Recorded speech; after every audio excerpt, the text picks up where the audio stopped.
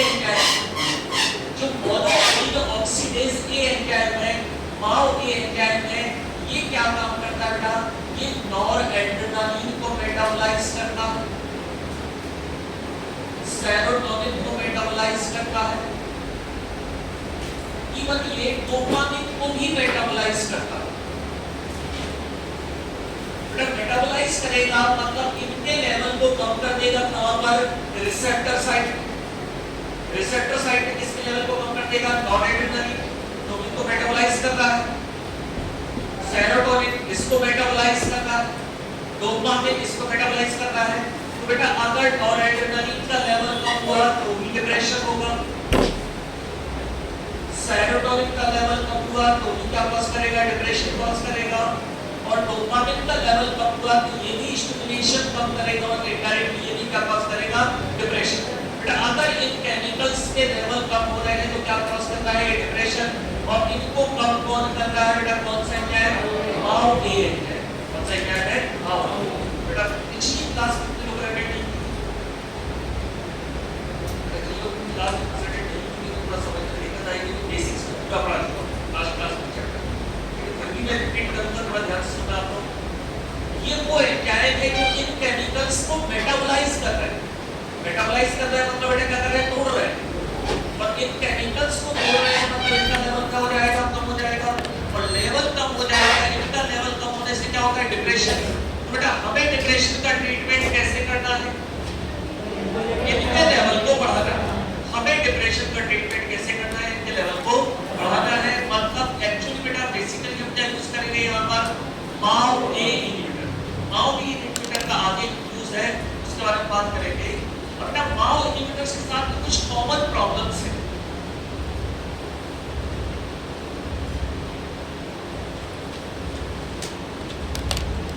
अगर आप माओ इनहिबिटर का यूज कर रहे हैं तो आपको कुछ कॉमन प्रॉब्लम होगी।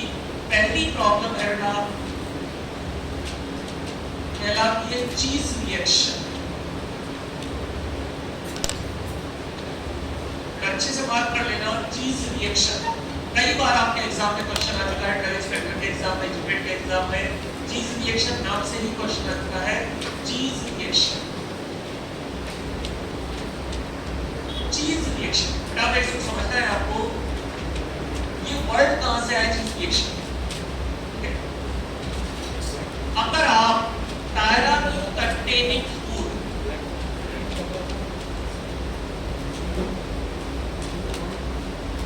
मतलब ऐसा फूड जिसमें क्या प्रेजेंट है? टायरामीन। अब इसका एग्जांपल क्या हो सकता है जिसमें टायरामीन प्रेजेंट होता है? फिश, और सबसे ज्यादा इसमें प्रेजेंट रहता है चीज में। अगर आपने टायरामीन कंटेनिंग फूड लिया, टायरामीन प्रेजेंट रहता है बेटा मिल्क प्रोडक्ट्स में, ठीक है, मिल्क में, फिश में प्रेजेंट रहता है, लेकिन सबसे ज्यादा किसमें प्रेजेंट रहता है? चीज में। तो अगर आपने टायरामीन कंटेनिंग फूड के साथ में माओ इनहिबिटर्स लिए, अगर आपने टायरामीन कंटेनिंग फूड के साथ में माओ इनहिबिटर्स लिए तो ये अचानक से ब्लड प्रेशर को बढ़ा देता है, अचानक से हाइपरटेंशन क्रिएट करता है, अचानक से ब्लड प्रेशर को बढ़ा देता है, और ये रिएक्शन कहलाती है चीज रिएक्शन। बेटा इसको नाम चीज रिएक्शन क्यों दिया गया? क्योंकि चीज में सबसे ज्यादा क्या प्रेजेंट रहता है? टायरामीन। मतलब अगर आप किसी भी टायरामीन कंटेनिंग फूड के साथ में अगर आप क्या ले रहे हैं? माओ इनहिबिटर्स ले रहे हैं, तो क्या होने के चांसेस है? ब्लड प्रेशर बढ़ने के चांसेस है, हाइपरटेंशन होने के चांसेस है, और इस हाइपरटेंशन क्राइसिस को हम क्या बोलते हैं? चीज रिएक्शन। क्यों होता है बेटा? इसके बारे में आगे पढ़ेंगे जब ब्रेन एनर्जी वाला पार्ट पढ़ेंगे, ठीक है। अभी केवल आप लिख लो कि टायरामीन कंटेनिंग फूड के साथ में क्या ले लेना है? माओ इनहिबिटर। अब स्पेशली आपको याद रखना बेटा, ये प्रॉब्लम किसके साथ रहती है? नॉन सिलेक्टिव माओ इनहिबिटर्स के साथ में ज्यादा रहती है। किसके साथ में ज्यादा रहती है? Non selective. अब जल्दी मुझे बता दो बेटा नॉन सिलेक्टिव का मतलब क्या है? जो माओ ए को भी इनहिबिट कर सकते हैं और माओ बी को भी इनहिबिट कर सकते हैं। बेटा नॉन सिलेक्टिव माओ इनहिबिटर्स के साथ में किसके चांसेस ज्यादा है? चीज रिएक्शन के चांसेस ज्यादा है, ठीक है। तो हमें चीज रिएक्शन को अवॉइड करने के लिए कैसे ड्रग लेने चाहिए? जल्दी बोलो। सिलेक्टिव, मतलब कौन सा लोगे? सिलेक्टिव माओ ए इनहिबिटर्स। बेटा हमारे क्लासिफिकेशन में क्या है, सिलेक्टिव माओ ए इनहिबिटर है। हम सिलेक्टिवली किसको इनहिबिट कर रहे हैं, माओ ए। अगर हम नॉन सिलेक्टिव लेंगे तो क्या होने की चांस है, चीज रिएक्शन। दूसरी प्रॉब्लम बेटा, इनको आप इंटरेक्शन के नाम से लिख दो।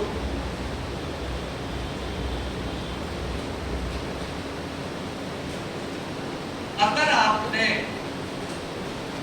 माओ इनहिबिटर्स के साथ में पैथिडीन नाम का ड्रग दिया,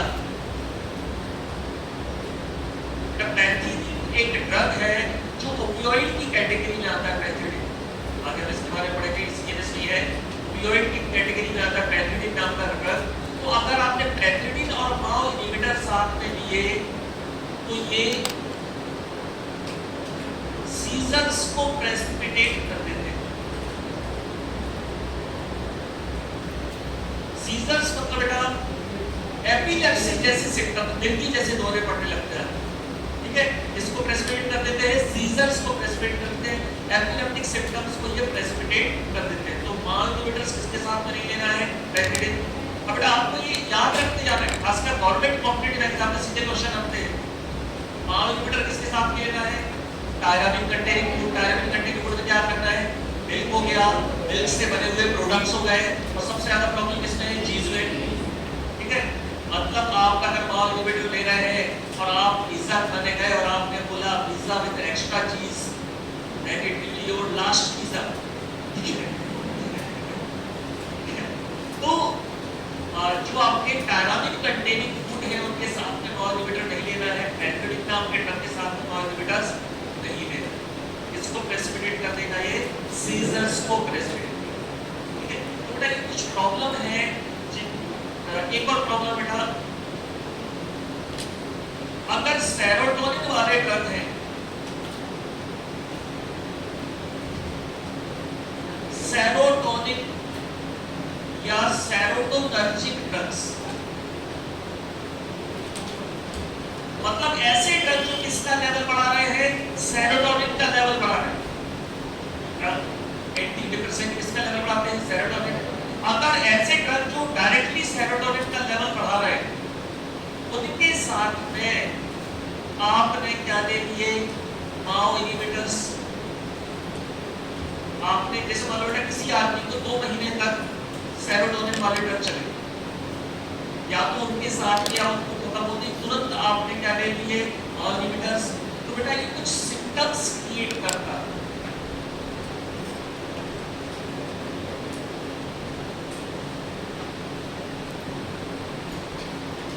ये सिम्टम्स बेटा सबसे पहले बॉडी टेम्परेचर बढ़ेगा।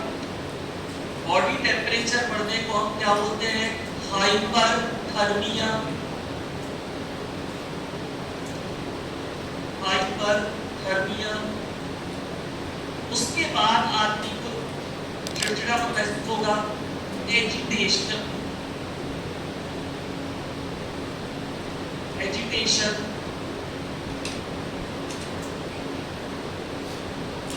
थकान सी महसूस होती रहेगी, restlessness,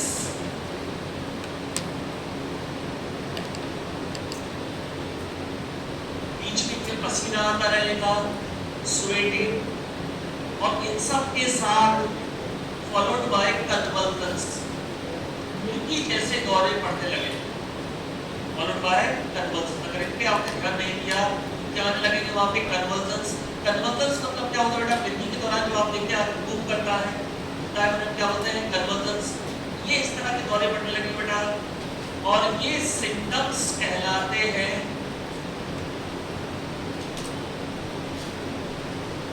serotonin syndrome. Serotonin syndrome.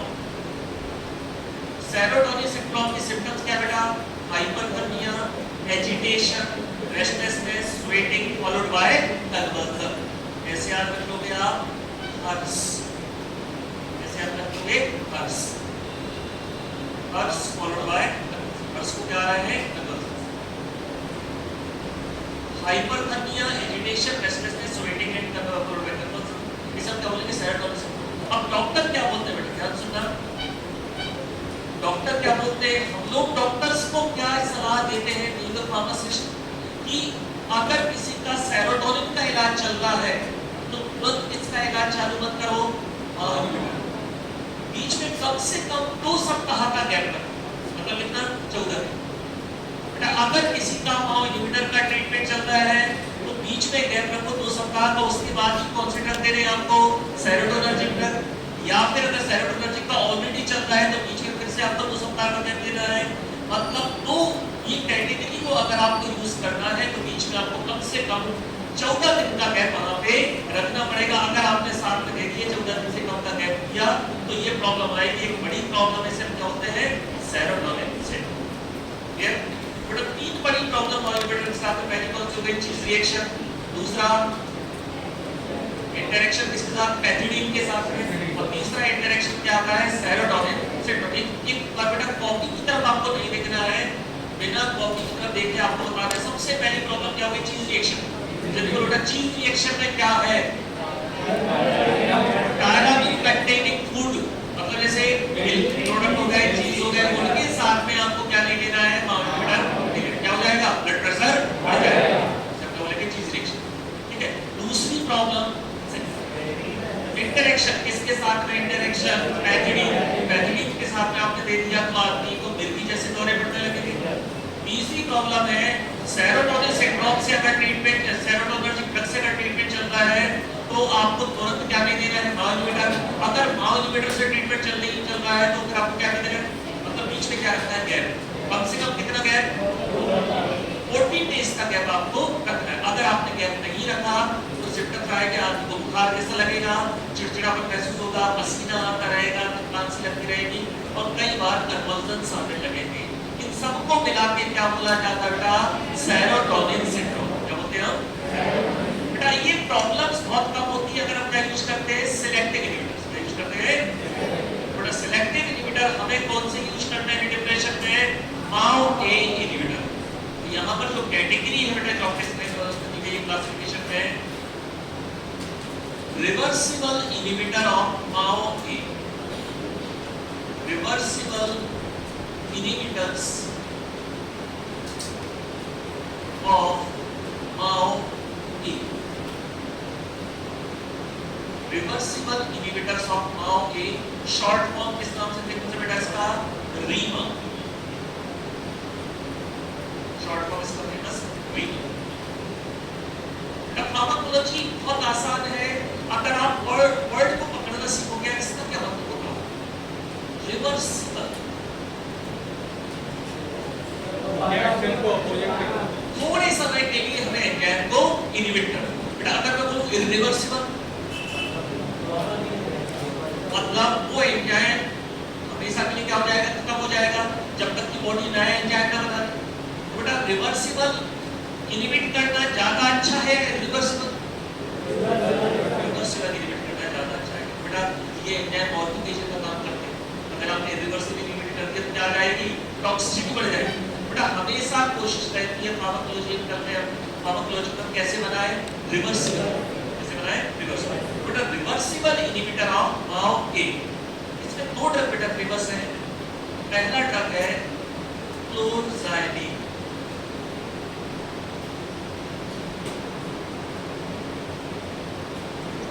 पहला ड्रग है आपका क्लोरजाइलिन।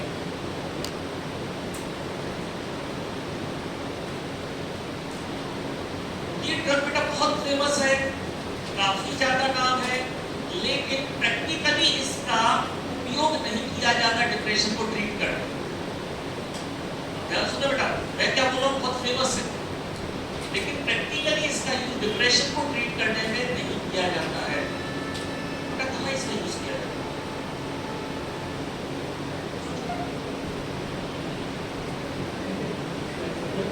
है, कहाँ पर यूज किया जाता है, रिसर्च, कहाँ पर यूज किया जाता है, रिसर्च में। मतलब आपने एनिमल्स लिए, पहले उनमें क्या ट्रीट किया, डिप्रेशन, क्या ट्रीट किया, डिप्रेशन, और अब आपको किससे कंपेयर करना है, स्टैंडर्ड एंटी डिप्रेसेंट से, तो रिसर्च पर्पस में किसका यूज किया जाता है, क्लोरजाइलिन। प्रैक्टिकली इसका थेरापेटिक यूज नहीं है, लेकिन हम क्या यूज करते हैं, रिसर्च पर्पस में एनिमल्स हम सिलेक्ट करते हैं, एनिमल्स में क्या ट्रीट करते हैं, डिप्रेशन, और उनमें एंटी डिप्रेसेंट इफेक्ट देखने के लिए कौन सा स्टैंडर्ड लेते हैं? क्लोरजाइड। कौन सा ड्रग यूज करते हैं? लिपोडाल। Not used therapeutically,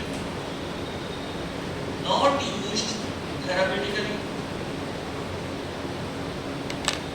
not used therapeutically, only used in research purpose, only used in research purpose। यहाँ पर यूज किया जाएगा बेटा केवल रिसर्च पर्पस में यूज किया जाएगा। जब हमें किसी जैसे बेटा आपने कोई ड्रग बनाया और आपको उसको एंटी डिप्रेसेंट इफेक्ट देना है तो आप तुलना किससे करोगे? क्लोरजाइड आपके लिए क्या हो जाएगा रिसर्च में? स्टैंडर्ड हो जाएगा। नेक्स्ट ड्रग है बेटा जिसका यूज किया जाता है और जिससे कई बार आपके एग्जाम में क्वेश्चन आ चुके बेटा, बात कर लेना, बहुत इंपॉर्टेंट ड्रग है मॉक्लोवेमाइड।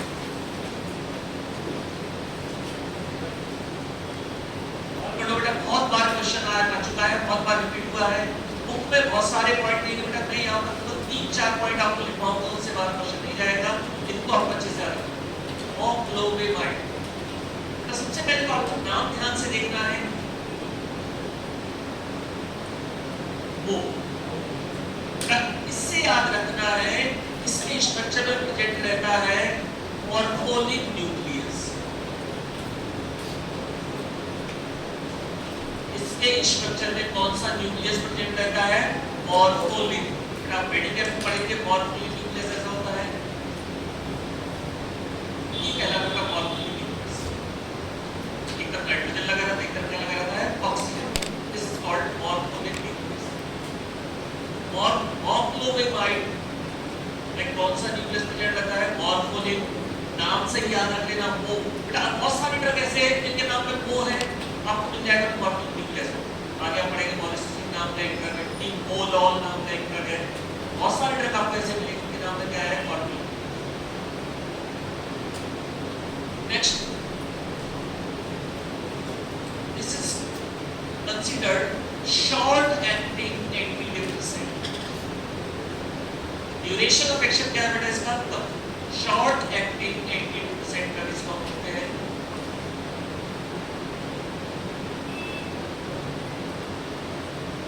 बेटा जीपेट एग्जाम में कनेक्टिंग क्वेश्चन आए थे दो इसी से।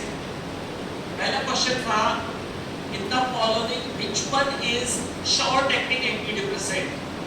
आंसर क्या था बेटा? मॉक्लोवेमाइड। अगला क्वेश्चन था ड्रग सिलेक्टेड एवं, मतलब जो आपने ऊपर सिलेक्ट किया है एक्स बाय, मतलब क्या पूछ रहे बेटा? वो मैकेनिज्म एक्शन। आंसर क्या था बेटा? Inhibition of, reversible inhibition of MAO A. बेटा क्लासिफिकेशन याद करने का सबसे बड़ा फायदा क्या रहता है? आपके साथ में और भी प्रॉपर्टीज कवर हो जाती है। अगर आपका एग्जाम में सेमेस्टर एग्जाम में भी आता है मॉक्लोवेमाइड का बारे में लिखो तो पहला पॉइंट क्या लिखोगे? मैकेनिज्म क्या है बेटा? दूसरा कहाँ यूज किया जाता है? ट्रीटमेंट ऑफ डिप्रेशन, ठीक है, एंटीडिप्रेसेंट ग्रुप में यूज किया जाता है, ठीक है। तो मॉर्फोनिक न्यूक्लियस प्रेजेंट रहता है, कैसा है ये? Short acting.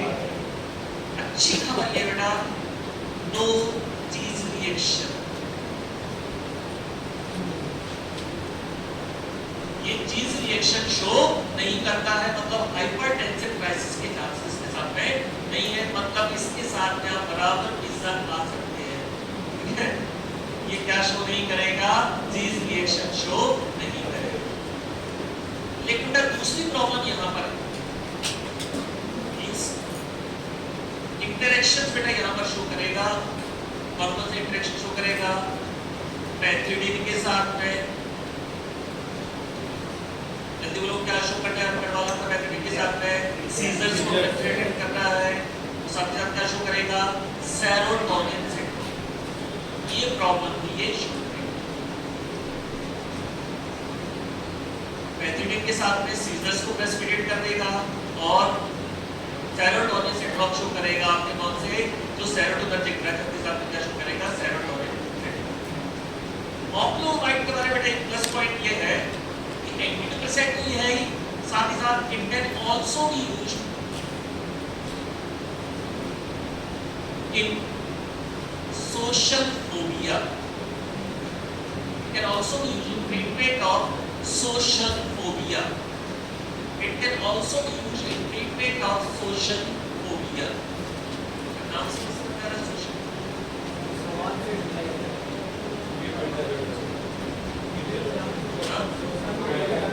हाँ बिल्कुल सही है। कई बार क्या होता है आपसे कोई बोला यार चलो आप प्रोग्राम है वहाँ चलते हैं, नहीं यार मुझे नहीं जाना। लोगों को भीड़ में जाने से डर लगता है, लोगों से मिलने से डर लगता है, लोगों से बात करने से डर लगता है। इसको क्या बोला जाता है? Social phobia. अधिकतर अकेला रहना पसंद करते हैं। जब बोलेगा नहीं यार मैं, जब बोलेगा यार बात की क्या कहलाता है? Social phobia. बेटा डिप्रेशन के ट्रीटमेंट में यूज किया जाता है। कई बार डॉक्टर इसमें एक 2 से 3 महीने ट्रीटमेंट देते हैं for the treatment of social phobia. ठीक है बेटा, ये आपकी पहली कैटेगरी यहाँ पर कंप्लीट हुई। माओ इनहिबिटर्स और डिटेल फिर से मैं आपसे रिपीट कर रहा हूँ, क्वेश्चन पूछे जाने के चांसेस या तो कुछ प्रॉब्लम है जो मैंने लिखवाई है या स्पेशली शिफ्ट से क्वेश्चन पूछा जाएगा मॉक ड्रिल में। और ये जो मैंने 3-4 पॉइंट आपको बताया है क्वेश्चन ये। नेक्स्ट कैटेगरी आती है बेटा tricyclic antidepressant.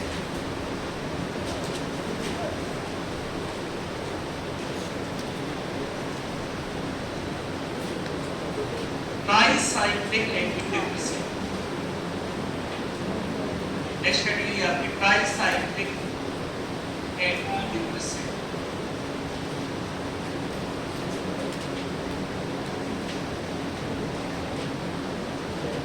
Tricyclic antidepressant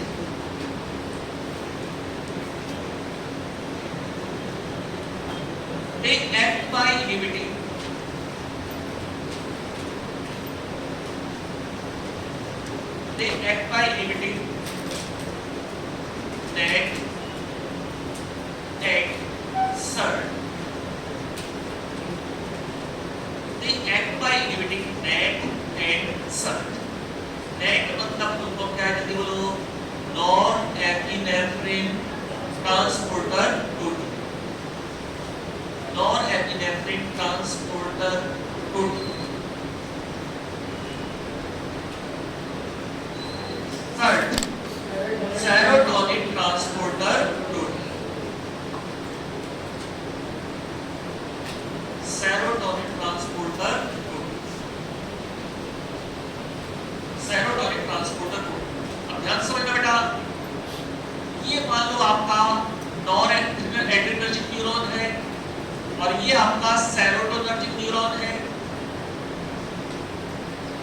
noradrenergic neuron से क्या रिलीज हुआ? नॉरएड्रेनालिन रिलीज हुआ।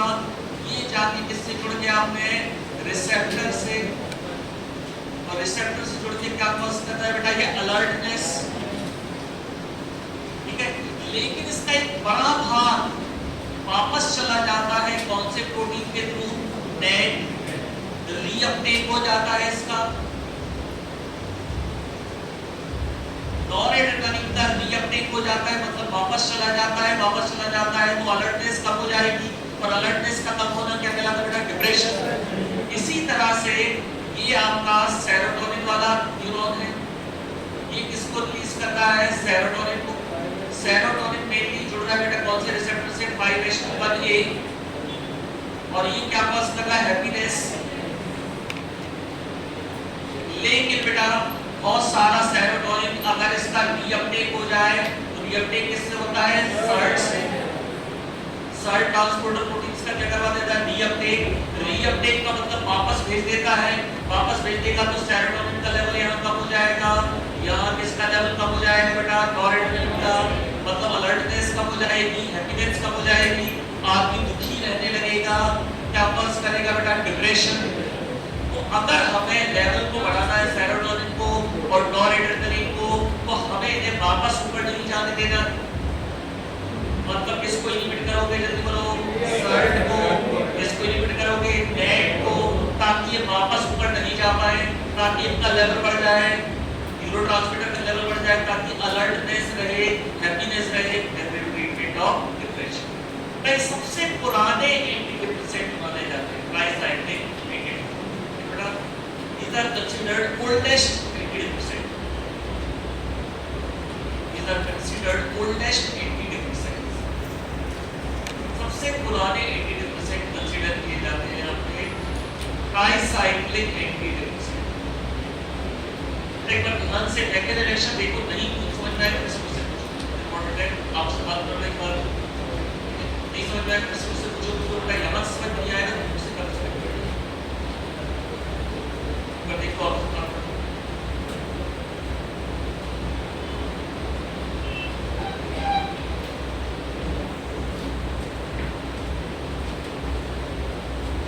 बेटा जितना मैंने बताया कि उतना याद रखना है।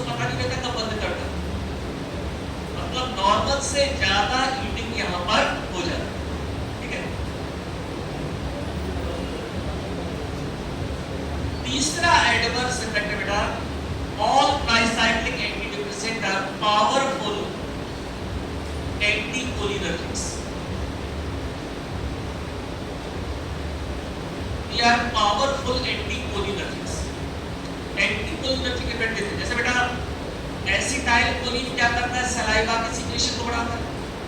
ये क्या कॉज करेंगे? Dry mouth. क्या कॉज करेंगे? Dry mouth.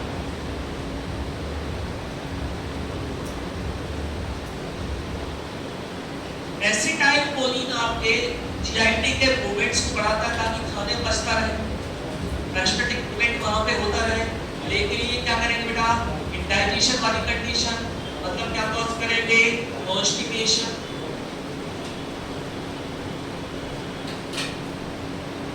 क्या कॉज करेंगे? कॉन्स्टिपेशन। एसिटाइल कोलिन के कारण ही urinary bladder proper contraction show करता है और आदमी यूरिनेशन के लिए जाता है। Urinary bladder proper contraction show करता है और आदमी काय के लिए जाता है? यूरिनेशन के लिए जाता है। लेकिन बेटा अगर एंटीकोलिनर्जिक इफेक्ट शो करेंगे तो क्या हो जाएगा? Urinary retention. क्या हो जाएगा? Urinary retention.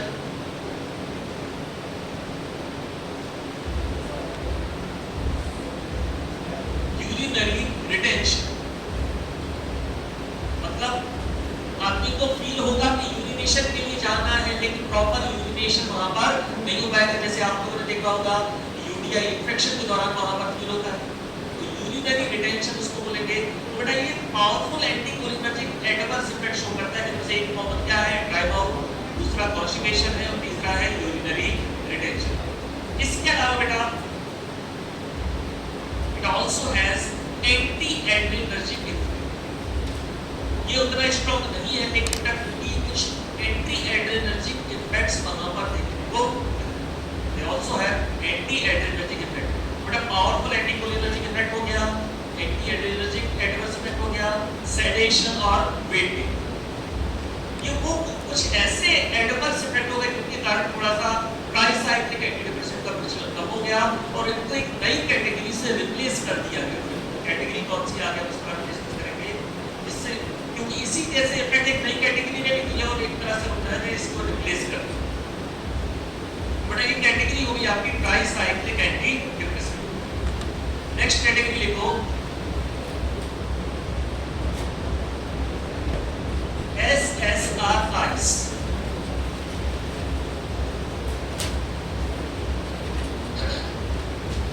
Selective serotonin reuptake inhibitors। Selective serotonin reuptake inhibitors, बेटा नाम से क्या समझ में आ रहा है?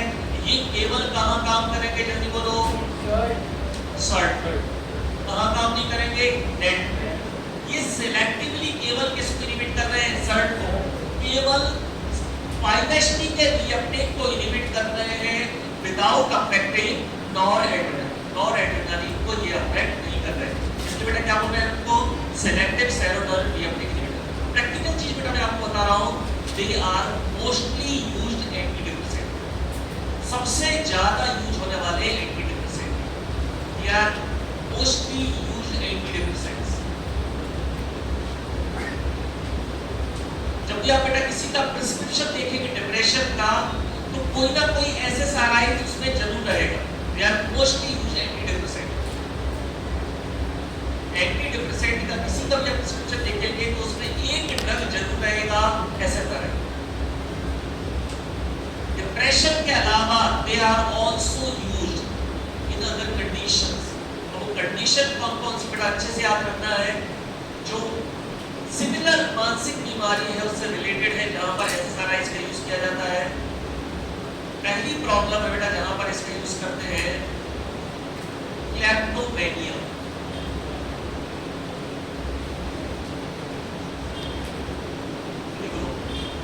सुना है? किसी ने ऑफिस किसी ने सुना? क्लेप्टोमेनिया बहुत कॉमन है। क्लेप्टोमेनिया कहलाता है बेटा चोरी करने की आदत। क्लेप्टोमेनिया क्या कहलाता है? चोरी करने की आदत। मतलब कई लोग इवन बहुत पैसे वाले हैं, बट दे फील एक्साइटेड। एक बहुत फेमस हॉलीवुड एक्सप्रेस थी, उसने एक जगह जाके चोरी की। उन्होंने पकड़ा, स्टोर वालों ने पकड़ा उसको, बाहर कानून इस तरह का जेल में ले गया, उसको जमानत हुई। बोला कुछ नहीं, थोड़ा एक्साइटमेंट फील करना चाहता। कई लोगों को ये प्रॉब्लम हो जाती है कि वो एक्साइटेड फील करते हैं, भले कोई बस उन्हें यहाँ पे बस जैसे आप लोगों को लगता है कॉलेज का कुछ नुकसान करते हैं, तो सेंसरी को सेंसरी अच्छा लग रहा है, क्लास में उड़ना भी ठीक है। कई लोग के घर में रहते हैं ईकर से चाय पीते नाम के मैंने चाय बोला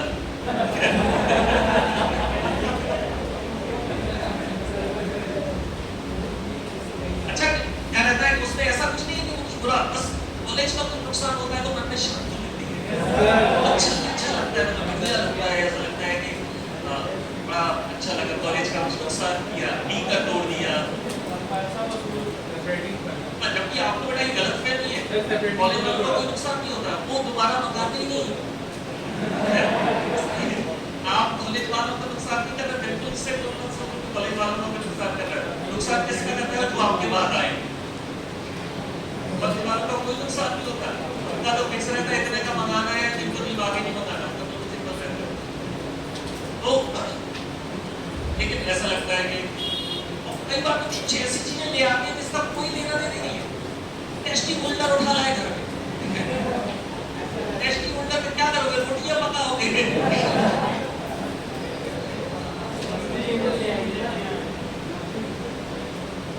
एक मेरा जूनियर था, कभी कॉलेज नहीं आता, एक दिन कॉलेज गया और वहां से माइक्रोस्कोप चुरा लाया, बैग में रख के मुझे कह रहा है सर देखो, मैंने क्या सर माइक्रोस्कोप, मैंने किसका क्या करे सर, इसमें सब बड़ा दिक्कत नजर आ रहा है,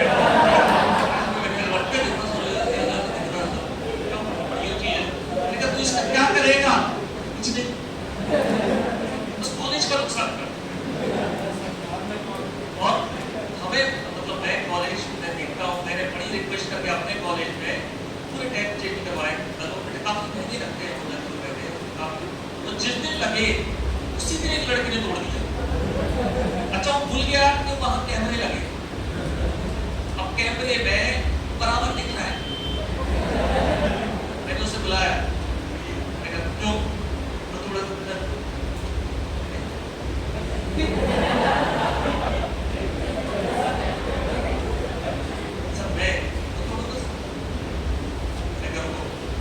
मैंने उसको वो क्लिप दिखाई, मैं देखकर वो देखा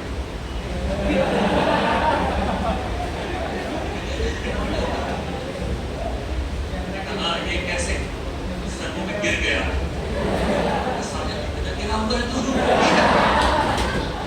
आदमी ऐसे गिरता है, ऐसे गिरता है, ऐसे कौन गिर रहा है, ये क्या?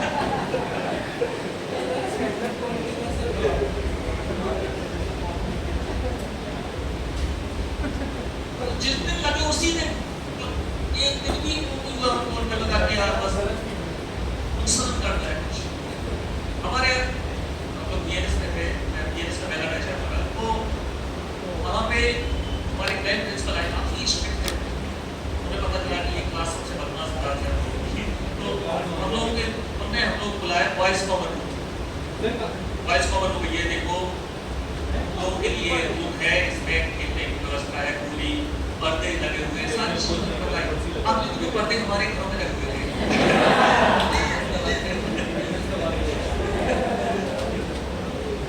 फिर आपने जो उन्होंने बोला और ऐसी ऐसी चीजें बोली, वो शब्द हमने कभी पहले नहीं सुने, टीचर तुम लोग जाने क्या करते, टीचर हो तुम लोग, जाने क्या हो तुम लोग। कई बार ये समझ नहीं आता है कि हम नुकसान, ऐसा नहीं कि हमें कुछ नुकसान कर पसंद करते हैं, अच्छा लगता है, हमने कॉलेज का नुकसान किया,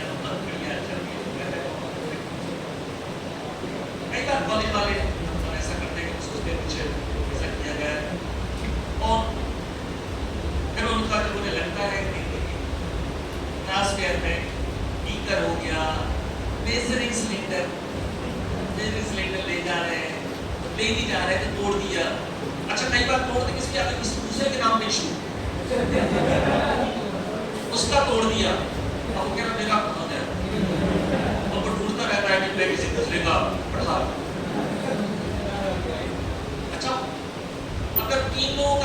हुआ है, 4 लोगों का ग्रुप बना हुआ है, तो प्रैक्टिकल एक ही 2 लोग करते हैं। एक आध अगर कोई बहुत भला हुआ तो ग्लास में वॉश कर देगा, और जो चौथा रहता है उसका काम रहता है ये देखना कि टीचर को नहीं आ रहा, वो बराबर अलर्ट रहता है।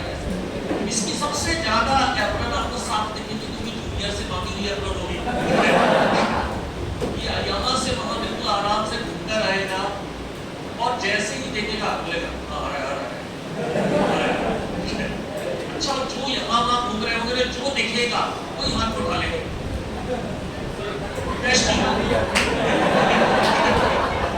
साइंटिस्ट की औलाद, जो दिख रहा है सामने कोई उठा लिया। अच्छा, मेन प्रैक्टिकल एग्जाम में ये चौथे बहुत काम के रहते हैं। मतलब मेन प्रैक्टिकल एग्जाम में होता क्या है कि जैसे आप प्रैक्टिकल करते हैं, आप में से कई लोग रहते हैं जो बहुत सिंसियरली मेक करते हैं 25 एमजी, 50 एमजी, कुछ जैसे लोग रहते हैं 25 एमजी हो गया, 50 एमजी हो गया।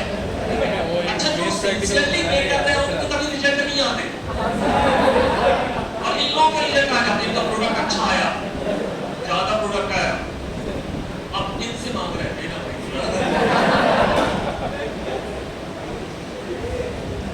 अच्छा, ये जो आपके बैच में चौथा जो रहता है, जो भी चौथा रहता है, ये क्या करता है, आपकी रीडिंग गलत है,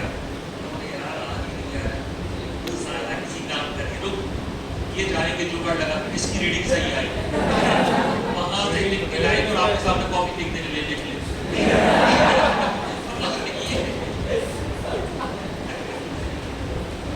और इनका बराबर नजर रहती है मेन प्रैक्टिकल एग्जाम के दिन कि एक्सटर्नल आया कि नहीं आया, बाहर घूमते रहते बार-बार। अच्छा, कई बार तो ऐसा रहता है कि आप एक्सपेक्ट कर रहे हैं कि एक्सटर्नल नाम से आएगा और आया वहां से कुछ नहीं आएगा, अबे छोटू आ रहा है, तुरंत नामकरण हो जाता है, तुरंत नामकरण कर देते हैं। अच्छा, बच्चे जब प्रैक्टिकल करवाते हैं, बच्चे जो सारी हरकतें करते हैं उन्हें लगता है कि मुझे पता नहीं है। मुझे पता इसलिए है क्योंकि मैं उनसे ज्यादा गया हूं का स्टूडेंट। अगर मैं पढ़ने वाला होता, चश्मा वाला स्टूडेंट होता, अगर मुझे ऐसा लगता है चश्मा वाले लोग इंटेलिजेंट होते हैं, रास्ता नहीं लगता है यार, सर लग गया, पुलिस ऑफिसर मुझे लग गया है, तो ऐसी तकलीफ नहीं लोग चश्मा एक ऐसे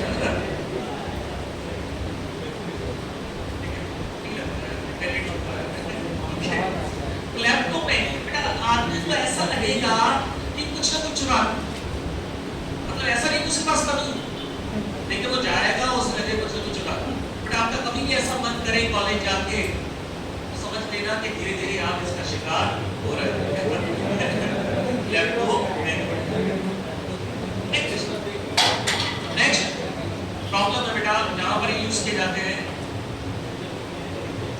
compulsive buying disorder, compulsive buying disorder।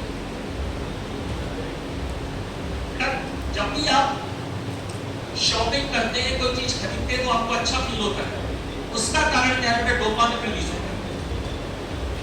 Shopping करते समय क्या रिलीज होता है? डोपामिन। तो बेटा जो शॉपिंग आप करते हो या नई चीज का आप उपयोग करते हो, उस दौरान जो आपको अच्छा फील हो रहा है उसका कारण क्या है? डोपामिन। बेटा कई लोगों को ये बीमारी, ये लत इस हद तक लग जाती है, वो लगातार शॉपिंग करते रहते हैं। खासकर जब से ये ऑनलाइन शॉपिंग आई है, आदमी का डर खत्म हो गया कि पैसे गिन के देता है। बेटा ब्रेन के लिए खतरा क्या है? जब गिन के दे रहा है, लेकिन जब हटात हो गया अचानक से, पता नहीं चले बस आप मार्केट में आपको क्या दे दिया? क्रेडिट कार्ड 54 दिन बाद देना, मतलब आपके डर को क्या कर दिया? और कम कर दिया। तो बेटा कई लोगों में इस हद तक ये बीमारी बढ़ गई है, वो सब कुछ बेच के, इवन घर बेच के वो शॉपिंग करने के लिए तैयार है। उनसे उनके घर वाले इतने परेशान हो जाते हैं कि वो हमेशा ही शॉपिंग करते रहते हैं। बेटा अगर आप में धीरे धीरे ये प्रॉब्लम डेवलप हो रही है तो अभी आप रुक जाए। This is a serious problem called compulsive buying disorder। Similar एक प्रॉब्लम और आइडेंटिफाई किया बेटा, कंपल्सिव डोनेशन डिसऑर्डर। आप समझ में आ रहा होगा बेटा क्या है इसका? आदमी को लगता है सब कुछ दान में दे दो, आपसे मिले आपका मोबाइल लिया, एक भिखारी को दान में दिया, रख ले अपना समझ। हाँ उससे बोलो भिखारी तो ठीक है, तूने अपना कैसे समझा, तूने कैसे देखा? लेकिन इस तरह के लोगों से बड़े परेशान रहते घर वाले। मैंने एक केस ऐसा देखा था कि वो अपने घर से चीजें चुरा चुरा के मंदिर में जाके दिया, घर वाले इतने परेशान हो गए उन्होंने पंडित जी को सेट कर दिया, महीने भर में जितनी चीजें दे जाए देता है या वापस ले जाया गया है वो आपको कुछ पैसे दे देगा। उस आदमी को समझ में आ गया कि घर वाले गलत कर रहे हैं, उसने दूसरे मंदिर चुन लिए, दूसरी जगह जाके वो डोनेट करने लगे। मतलब इतना ज्यादा डोनेशन की आदत लग जाती है कि जो नॉर्मल आदमी रहते उन्हें लगता है कि नहीं यार बस बहुत दे दिया आपने, लेकिन वो अनकंट्रोल्ड तरीके से कंपल्सिव डोनेशन डिसऑर्डर। नेक्स्ट आता है फोबिया, किसी तरह का डर होना, जो हम बात कर रहे थे बेटा। कई बार कई लोगों को फोबिया रहता है ऊंचाई का, कई लोगों को फोबिया रहता है भीड़ में जाने का, अलग अलग तरह के फोबिया रहते हैं, ठीक है। तो इस कंडीशन में इसका यूज किया जाता है। नेक्स्ट है PTSD। PTSD post traumatic stress disorder. कई लोग बेटा एक्सीडेंट के बाद इस तरह की स्ट्रेस जनरेट होती है तो हो सकता है वो दोबारा वो काम ना कर पाए। जैसे बेटा किसी का कार से एक्सीडेंट हो गया तो हो सकता है उसके दिमाग में इतना डर बैठ गया कि दोबारा वो कार में बैठने से भी डर रहा है, दोबारा वो कार नहीं चला पा रहा। किसी का बाइक से एक्सीडेंट हो गया, बेटा एक्सीडेंट के बाद जो स्ट्रेस क्रिएट होता है उसे क्या बोला जाता है? Post trauma. ट्रॉमा डर क्रिएट हुआ उसे क्या बोलते हैं? Post traumatic stress disorder, PTSD। Next जो इनका यूज है वो है obsessive compulsive disorder.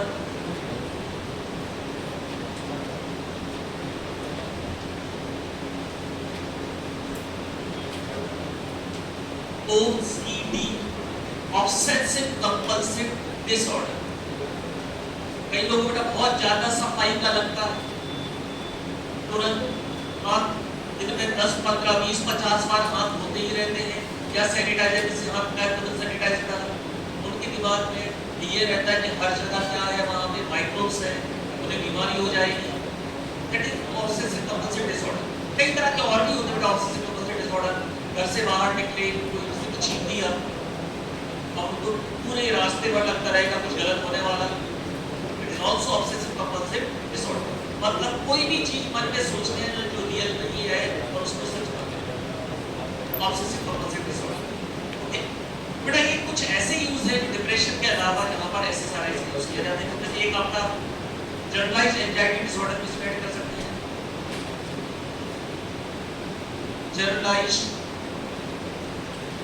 Anxiety disorder, generalised anxiety disorder.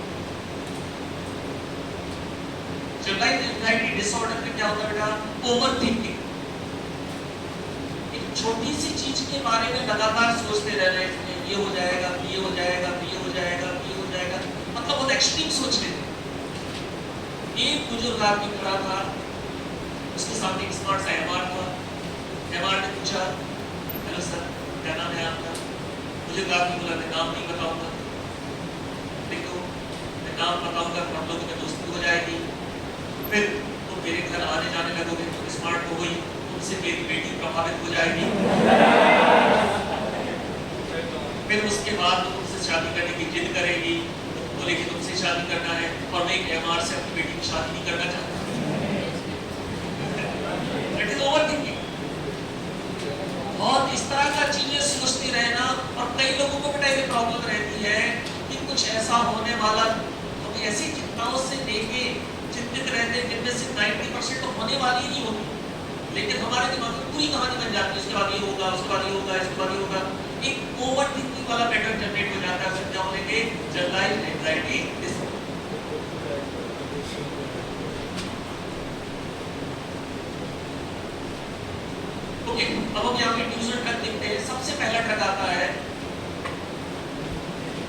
फ्लूऑक्सीटिन, पहला ड्रग आता है फ्लूऑक्सीटिन। एसएसआरआई में पहला ड्रग है जिसका नाम है fluoxetine. This is longest acting SSRI, longest acting SSRI, सबसे ज्यादा ड्यूरेशन शो करता है बेटा, इसे बोला जाता है longest acting SSRI।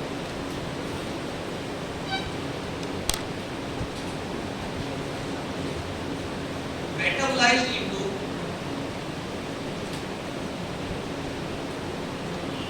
norfluoxetine,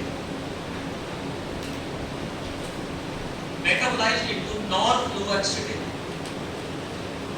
जिस फॉर्म में ये मेटाबोलाइज होता है वो भी एक्टिविटी इफेक्ट देता है, ये भी एक्टिविटी इफेक्ट दे रहा है। जिस फॉर्म में ये मेटाबोलाइज हो रहा है वो भी रिटेन रखता है, एक्टिविटी एक्टिविटी देता रहता है। लेकिन बेटा ये ड्रग कभी भी आप ऐसे टाइप के नहीं चुन सकते जब आपको रैपिड रिलीफ चाहिए।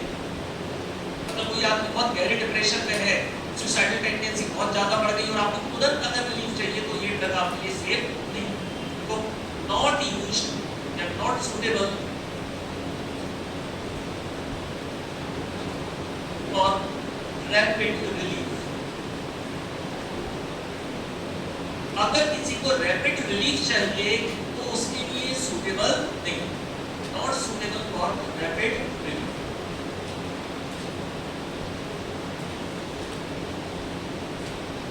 नेक्स्ट का सिमिलर नाम है फ्लूओक्सामिन।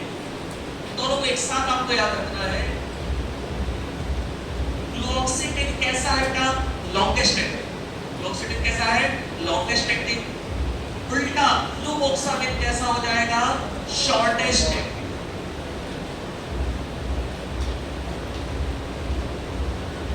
अब इसमें सबसे ज्यादा कंफ्यूजन होती है बेटा, ये क्वेश्चन कई बार आ चुके हैं, इन और माइन, क्योंकि दोनों सिमिलर नाम। तो आपको ऐसे याद रख लेना, यहां पर इसको मार्क कर दो टिन। आपको क्या लिखना? आपके पास टिन का एक बॉक्स है जो 200-300 साल चलेगा। तो कैसा है? Longest acting. आप बोलोगे इतना तो हम भी नहीं जिएंगे। माइन, माइन से याद रख लेना, इतना तो हम भी नहीं जिएंगे। टिन कैसा हो जाएगा बेटा? Longest acting. माइन कैसा हो जाएगा? शॉर्टेस्ट। सिमिलर नाम में कंफ्यूजन होती है, टिन वाला लॉन्गेस्ट एक्टिंग था कि माइन वाला। फ्लूओक्सामाइन कैसा हो जाएगा? Shortest acting. और टिन वाला कैसा हो जाएगा? Longest acting. इसका यूज स्पेशली किया जाता था जनरलाइज्ड एंजाइटी डिसऑर्डर।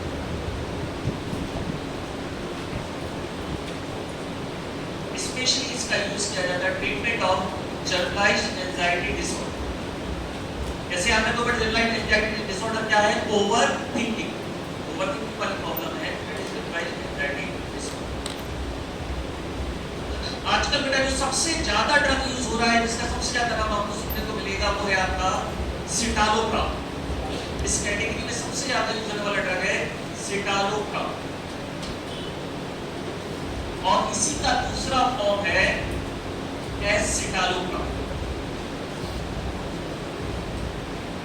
बेसिकली बेटा दोनों ड्रग सेम है, ये उसका एस एनांसियोमर है जो ज्यादा एक्टिव है, सिटालोप्राम, एसिटालोप्राम। आप अगर डॉक्टर के पास जाएंगे आपको लगेगा कि बेचैनी महसूस होती है, अच्छा नहीं लगता है, एंजाइटी है, किसी भी तरह की प्रॉब्लम डॉक्टर हमेशा प्रेफर करेगा। सिटालोप्राम का ही एस एनांसियोमर कौन सा है? एसिटालोप्राम। इसको ज्यादा प्रेफर किया जाता है एसिटालोप्राम। इसके यूजेस हैं generalised anxiety disorder,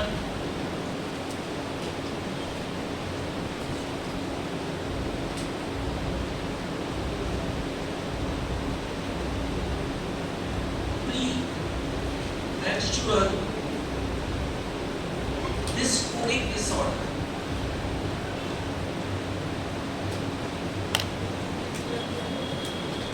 short form इसका कहलाता है PMDD,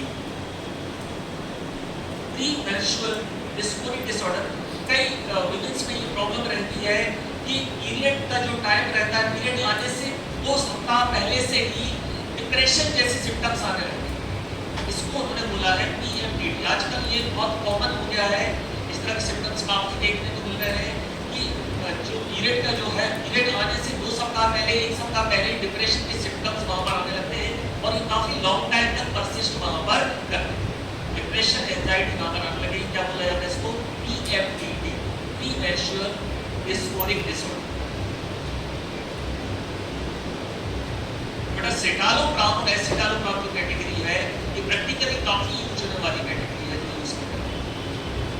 नेक्स्ट ड्रग है बेटा जिसका पहले सिटालोप्राम की जगह यूज किया जाता था, लेकिन आजकल उसका यूज कम हो गया है। ड्रग का नाम स्पेशली आपको याद रख लेना है, sertraline.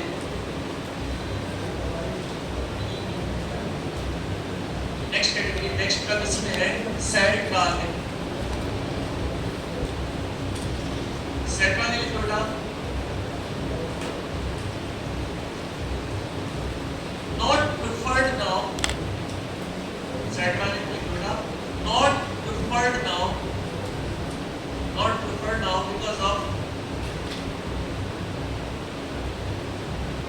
more serious adverse effects, because of more serious adverse effects, more serious adverse effects। बेटा कंपैरेटिवली इस कैटेगरी में सबसे ज्यादा serious adverse effect कौन सा करता है? अभी रिसेंटली पता चला बेटा कि ये रेटिना को भी डैमेज करने लगा।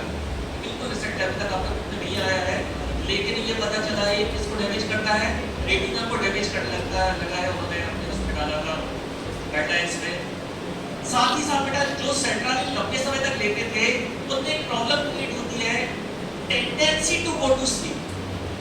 क्या समझ लो बेटा, नींद आना अलग बात है, लेकिन टेंडेंसी डेवलप हो जाए। मतलब कोई आपसे बोला है भाई 10 बजे से एग्जाम, अच्छा नींद आ रही है, और वो आदमी एग्जाम देने नहीं गया, वो सो रहा है। ये प्रॉब्लम, और ये प्रॉब्लम बहुत सारे लोगों ने देखने को मिली। क्योंकि बेटा होता क्या है, अगर आपका एग्जाम है तो आप नॉर्मल से ज्यादा रेस्टलेस हो जाएंगे। इवन आपको रात में सोते समय भी आप रिवीजन कर रहे हैं, ये नॉर्मल है, ये प्रॉब्लम नहीं है। लेकिन जब हर किसी को डर है कि एग्जाम होने वाला है, ये होने वाला है, और आपको आज बोला है क्या है, सोने जा रहा है, ये प्रॉब्लम। और ये प्रॉब्लम बहुत सारे पेशेंट में देखने को मिली जो इसका यूज कर रहे थे सर्ट्रालिन। इसलिए बेटा अवॉइड कर लेते सर्ट्रालिन को, एक तरह से रिप्लेस किसने कर दिया? Citalopram escitalopram. उन्होंने बोला है कि बॉडी के अंदर जाके कुछ रिएक्टिव मेटाबॉलाइट्स ऐसे कन्वर्ट करता है, तो सिस्टमिक सर्कुलेशन में जाते हैं, तो सिस्टमिक सर्कुलेशन में जाके ये ऑक्यूलर डैमेज करता है। सर्कुलेशन में मतलब किसमें पहुंच गया? ब्लड में। और ब्लड में पहुंचने के बाद तो रेटिनल डीजनरेशन क्रिएट करता है। क्या हो जाता है? Retinal degeneration. तो बहुत रिसेंट, मतलब आप समझ लो 6 से 7 महीने पहले की गाइडलाइन में निकाला, जो नए एडवर्स इफेक्ट लोग देखते हैं, तो गाइडलाइन निकालते हैं जिसका यूज कब करना चाहिए, प्रॉब्लम भी इसमें देखी गई। ठीक है, तो सर्ट्रालिन की यूज कब से हो रहा है? लगभग 25-26 साल से यूज हो रहा है, बहुत रिसेंटली हो रहा है।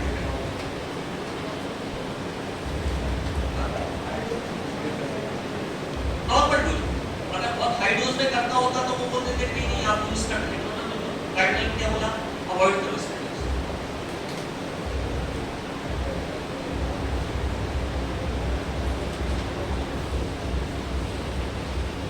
नेक्स्ट है आपका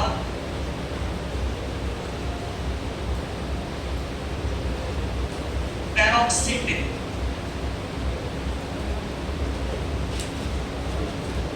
नेक्स्ट ड्रग है पैरोक्सिटिन, का ये नेक्स्ट ड्रग है पैरोक्सिटिन।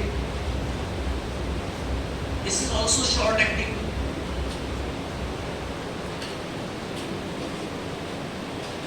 This is also short acting.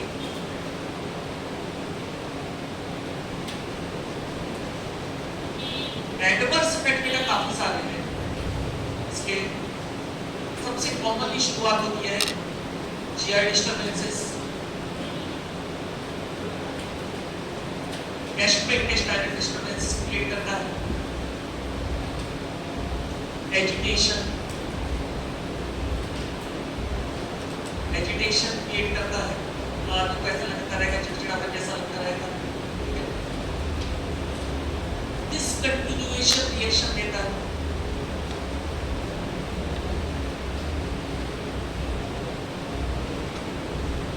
इसको रेगुलर आप पैरोक्सिटिन दे रहे हैं तो रेगुलर आप पैरासिटिक ले रहे हैं और अचानक से अगर आपने डिसकंटिन्यू कर दिया तो क्या है कि वहां पे बॉडी में रिएक्शंस आने लगेंगे, उन्हें क्या बोला जाता है डिसकंटिन्यूएशन रिएक्शन या विथड्रॉवल रिएक्शन।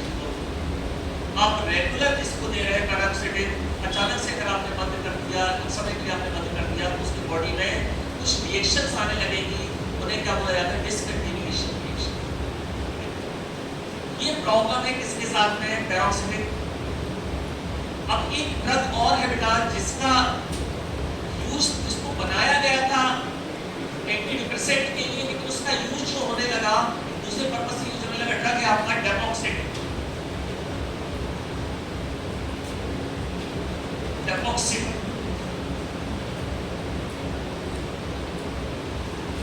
डेमोक्सिन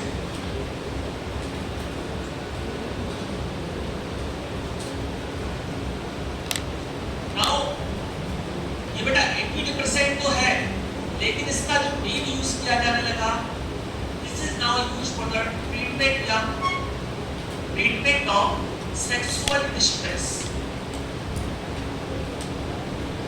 सेक्सुअल डिस्ट्रेस को ट्रीट करने में इसका यूज किया जाने लगा। आप जितने भी इस तरह के ड्रग देंगे जो सेक्सुअल फंक्शन को बढ़ाते हैं, जैसे सिल्डेनाफिल सिट्रेट, तो वो सिल्डेनाफिल सिट्रेट के साथ कॉम्बिनेशन में क्या देने लगे, डेमोक्सिन देने लगे। ठीक है, तो मेन जो इसका यूज था एंटी डिप्रेसेंट, वो यूज थोड़ा सा इसका कम हो गया, इसका इस पर्पस से ज्यादा यूज होने लगा डेमोक्सिन का। डेमोक्सिन का भी वही एडवर्स इफेक्ट है, कौन सा, जीआई डिस्टर्बेंस। इसका भी वही एडवर्स इफेक्ट है, जीआई डिस्टर्बेंस।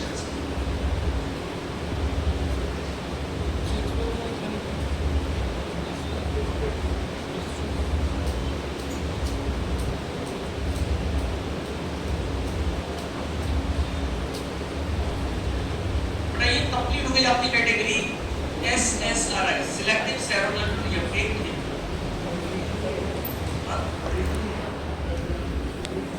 ड्रग याद करने की नहीं, आप एक बार सारे ड्रग देख लो, पढ़ लो, आपको याद रखना पड़ेगा, आपको 3-4 बार पढ़ने लगेगा। कुछ चीजें मैंने कॉमन आपको लिखवाई हैं, उनको आप याद, तो इसमें का घूमने आप देखोगे तो बहुत सारी चीजें इसमें लिखी, मैंने केवल पॉइंट आपको लिखवाए हैं, जहाँ से क्वेश्चन बनता है। नेक्स्ट कैटेगरी आएगा आपकी बेटा SNRIs।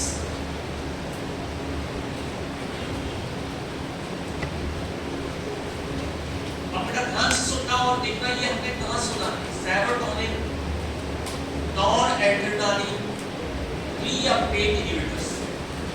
ये काम कौन करता है? अभी हमने पहली category tricyclic antidepressant. Tricyclic antidepressant यही इफेक्ट करते रहते हैं, मतलब ये सर्ट को भी इनहिबिट करेगा और नॉरएड्रेनालिन के रीअपटेक को भी इनहिबिट करेगा। तो ये वही एक्शन देगा जो कौन एक्शन दे रहे हैं, TCAs।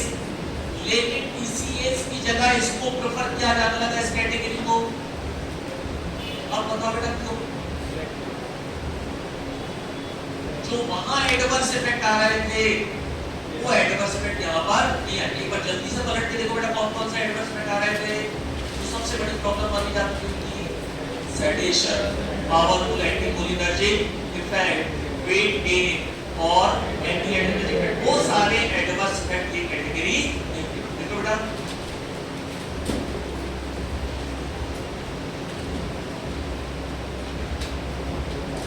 effects are similar to DCAs. Effects are similar to DCAs, but effects are similar to DCAs, but do not show adverse effect of DCAs. But do not show adverse effect of DCAs. DCAs के जैसे effect को show करता है, लेकिन वो वाले adverse effect यहाँ पर नहीं आएंगे। मतलब कंपैरेटिवली क्या बोलोगे, ये कैटेगरी कैसी है, सेफ। ये कैटेगरी कैसे बनेगी, सेफ। आज मार्केट में आप देखोगे तो DCAs का यूज बिल्कुल बंद हो गया है, उनकी जगह कौन सा यूज होने लगा है, SNRIs का यूज होने लगा है। है। और बेटा एक ड्रग है, बहुत फेमस ड्रग है जो आपको हमेशा प्रिस्क्रिप्शन मिल जाती है, 80% का प्रिस्क्रिप्शन देखते हैं तो ड्रग का नाम है वेल्डापेक्सिन।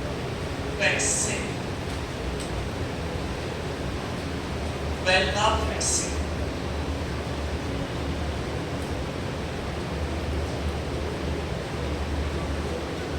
well-known drug for the treatment of depression,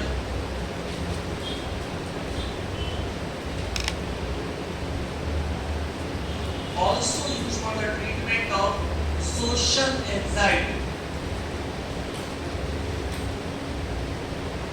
also used for the treatment of social anxiety. Social anxiety क्या है बेटा? Similar social phobia करने वाला social anxiety।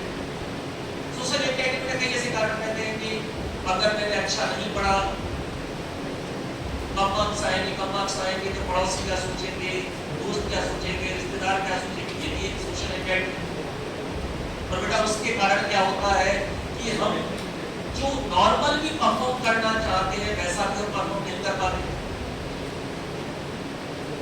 आपने देखा होगा बेटा कई रिश्तेदार का काम यही रहता है कि वो आपसे पूछते हैं कि आपके कितने परसेंट है, कैसी पढ़ाई चल रही है, और फिर वो आपको किसी ऐसे का एग्जाम्पल देंगे जो बहुत अच्छा पढ़ रहा है।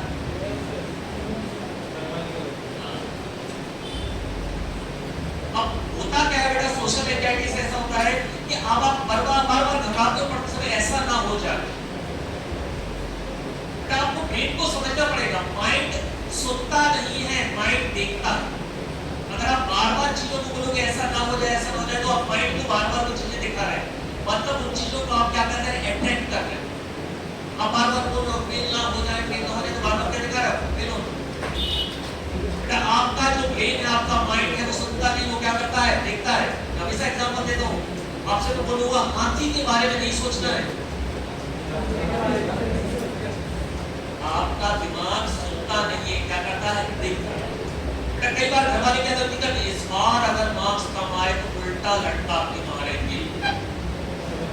और बच्चा इमेजिन कर रहा है मैं उल्टा लटका हूँ पापा मार रहे हैं, जबकि जनरली ऐसा होता नहीं। लेकिन अब आपके दिमाग में एक इमेज डाल दो, और ये इमेज जो रहती है इसी तरह की इमेज जिससे आप बता रहे हैं बड़ी खतरनाक हो जाती है। कोई भी ऐसी इमेज जो आपको बेहतर करने से रोकती है वो बड़ी खतरनाक हो जाती है। एक आदमी गया एक साधु के पास, साधु इस तरह का था, लेकिन वो आदमी गया, महाराज मुझे कोई मंत्र दे दो। भाई मेरे पास कोई मंत्र, अरे दे दो महाराज। पीछे पड़ गया, साधु को भयंकर गुस्सा आया, उसने कुछ भी मन से 2-3 लाइन लिख के दे दी। बोला ये मंत्र करना है तुम्हें, घर में बैठ के बस याद रखना है, मंत्र पढ़ते समय आपको मंत्र का ख्याल नहीं आना चाहिए। आज तक मंत्र का ख्याल नहीं आया, क्यों आएगा? बढ़िया कहां होके बैठा भगवान के सामने, जैसे मंत्र पढ़ना चालू किया, यहाँ से मंत्र, वहां से मंत्र, मंत्र दिख रहे हैं। क्योंकि दिमाग में क्या रखेगा, मंत्र का ख्याल नहीं आना चाहिए। ठीक है, और जब वो जितना ज्यादा स्ट्रेस क्रिएट करता है कि ये नहीं सोचना बार रुकना जाता, और तो ज्यादा परेशान देखा तो बेटा आया, क्या हुआ बाबा, हट साले बंदे क्यों आ रहे हैं। पत्नी आई, अरे क्या हुआ, बदलिया तो हट यहाँ से। जिस चीज को आप हटाने की कोशिश कर रहे हो, अगर उसके बार बार सोचोगे तो वो क्या हो जाएगी, इसकी इमेज क्रिएट हो जाएगी, it becomes social anxiety। ठीक है, डिप्रेशन के ट्रीटमेंट में यूज किया जाता है adverse stress.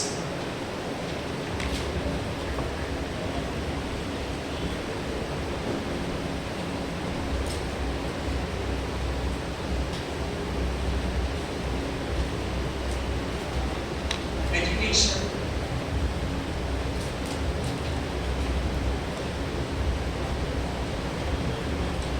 Importance, education importance को स्टेबिलिटी भी बोल सकते हैं। Education, importance, sedation, education, importance, sedation. Importance इससे कब हो सकता, स्टेरिलिटी भी बोलते हैं, बांझपन बोल सकते हैं, एजिटेशन एंड सेडेशन। वेल्लाफेक्सिन का एक फॉर्म है बेटा, डीमिथाइलेटेड फॉर्म है, उसका नाम है डेसवेल्लाफेक्सिन। डेसवेल्लाफेक्सिन ये भी मार्केट में अवेलेबल है। इसका डीमिथाइलेटेड फॉर्म है desvenlafaxine, this is also available in market. ये भी आपका मार्केट में अवेलेबल है, डेसवेल्लाफेक्सिन। वेल्लाफेक्सिन भी अवेलेबल है, और कौन सा अवेलेबल है? डेसवेल्लाफेक्सिन। डेसवेल्लाफेक्सिन क्या है? इसी का डीमिथाइलेटेड फॉर्म, मतलब इससे आपने क्या हटा दिया? मिथाइल ग्रुप हटा दिया, क्या बन जाएगा? डेसवेल्लाफेक्सिन। ये दोनों ही मार्केट में अवेलेबल है, ये भी अवेलेबल है और ये भी बेटा।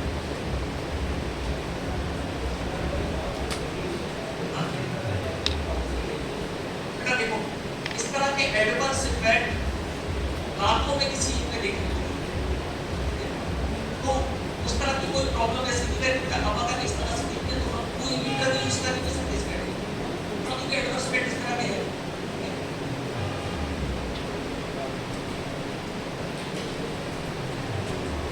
नेक्स्ट कैटेगरी आती है बेटा, चेस्ट रिकॉर्ड करके आपका ड्यूलॉक्सिन।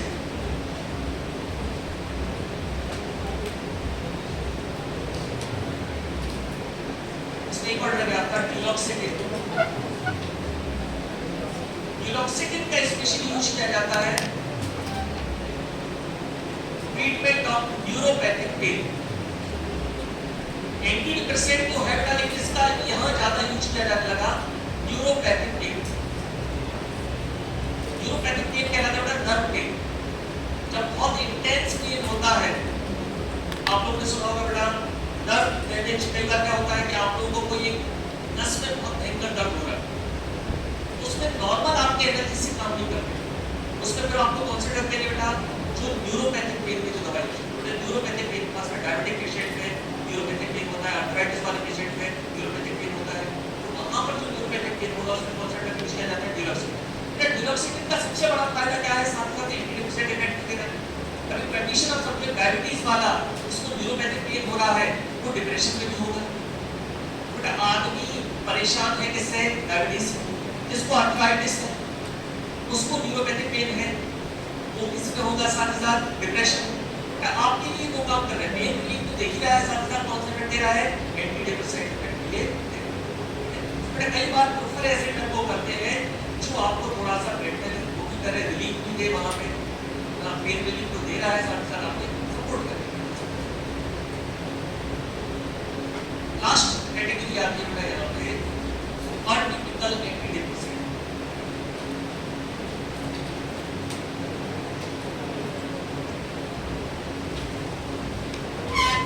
Atypical anti depressant, atypical anti depressant बेटा पहला ड्रग है ट्राजोडोन। ट्राजोडोन इसको बोला जाता है फर्स्ट अटिपिकल एंटी डिप्रेसेंट। पहला एटिपिकल एंटी डिप्रेसेंट जो खोजा गया वो कहलाता है ट्राजोडोन। अटिपिकल का मतलब क्या होता है? जो थोड़ा अलग तरीके से काम करे। ठीक है, जैसे बाकी जितने भी ड्रग अभी तक हमने देखे वो क्या कर रहे थे? या तो नॉरएड्रेनल के रिसेप्टर एक्टिवेट कर रहे थे या सेरोटोनिन। अब उन सब के अलावा कुछ एडिशनल मैकेनिज्म एक्शन भी शो करे तो क्या कहलाएंगे? अटिपिकल। ठीक है, कंपैरेटिवली इनके साइड इफेक्ट कम रहते हैं अटिपिकल के, ठीक रेंज ज्यादा रहती है, अलग-अलग टाइप का यूज कर सकते हैं। इसको पहला हमारे डिप्रेसेंट बोलते हैं ट्राजोडोन। इसका मैकेनिज्म एक्शन है, this is alpha plus 5-HT2 block.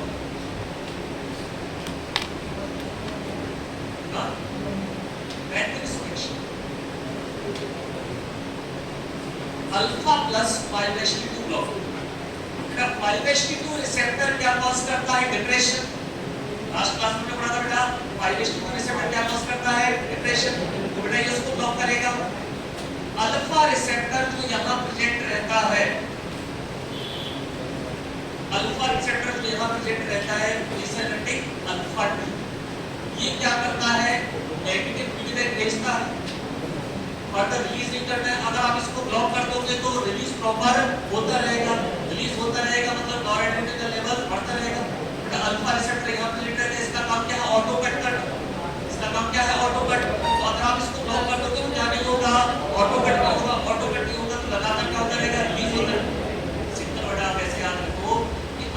घर में जो आरओ वाला सिस्टम है, पानी भर रहा है, आप उसको ऑटो पर खराब कर दें, क्या होता जाएगा? पानी भरता जाएगा। तो यहाँ पर अगर आप इसको ब्लॉक कर दें तो लगातार क्या होता जाएगा? ये रिलीज होता जाएगा। ठीक है, तो alpha plus 5H2 block. Adverse effects,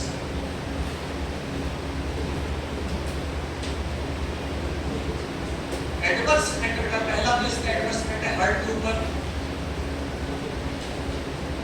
bradycardia.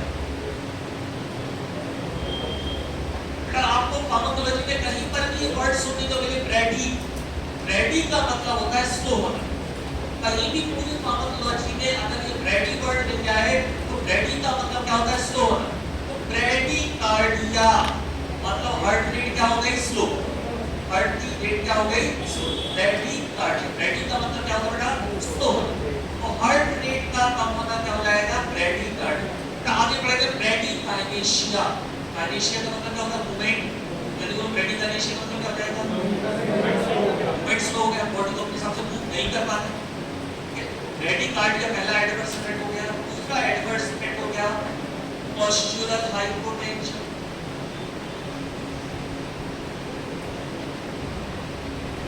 Hypotension आप सभी ने फील किया है। पोस्चुरल हाइपोटेंशन, आप बैठे हुए थे, अचानक से उठ के खड़े हुए, आंखों के सामने अंधेरा छा गया। पोस्चर चेंज करते ही बीपी लो होना। पोस्चुरल का मतलब क्या होगा बेटा? पोस्चर चेंज किया, आप बैठे थे, अचानक से खड़े हुए, आंखों के सामने अंधेरा छा गया। पोस्चर चेंज करते ही बीपी लो होना क्या कहलाता है? Postural hypotension. हाइपोटेंशन मतलब क्या होता है बेटा? बीपी कम होना। पोस्चुरल मतलब क्या? Posture change. पोस्चर चेंज करते ही बीपी लो होना क्या कहलाएगा? Postural hypotension. पहला ड्रग हो गया आपका ट्राजोडोन। नेक्स्ट ड्रग आता है कटुकल में नियांसेरिन।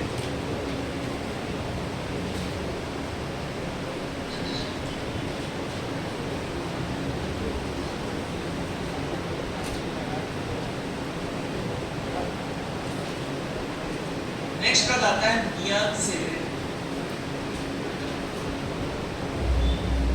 This is pre-synaptic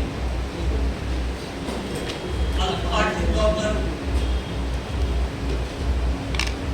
like this pre-synapic alpha blocker plus 5H2 blocker plus 5H1 5H1 ये कौन सा बेटा? pre-synapic pre-synapic 5H1 blocker plus H1 blocker।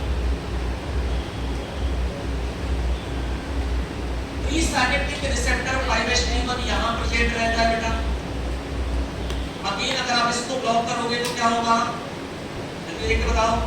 इसको ब्लॉक करोगे तो किसका रिलीज बढ़ जाएगा? सेरोटोनिन का। नेगेटिव फीडबैक नहीं पहुंच पाएगा। यहाँ पे कौन सा बेटा? अल्फा 2। यहाँ पे कौन सा है? 5H1।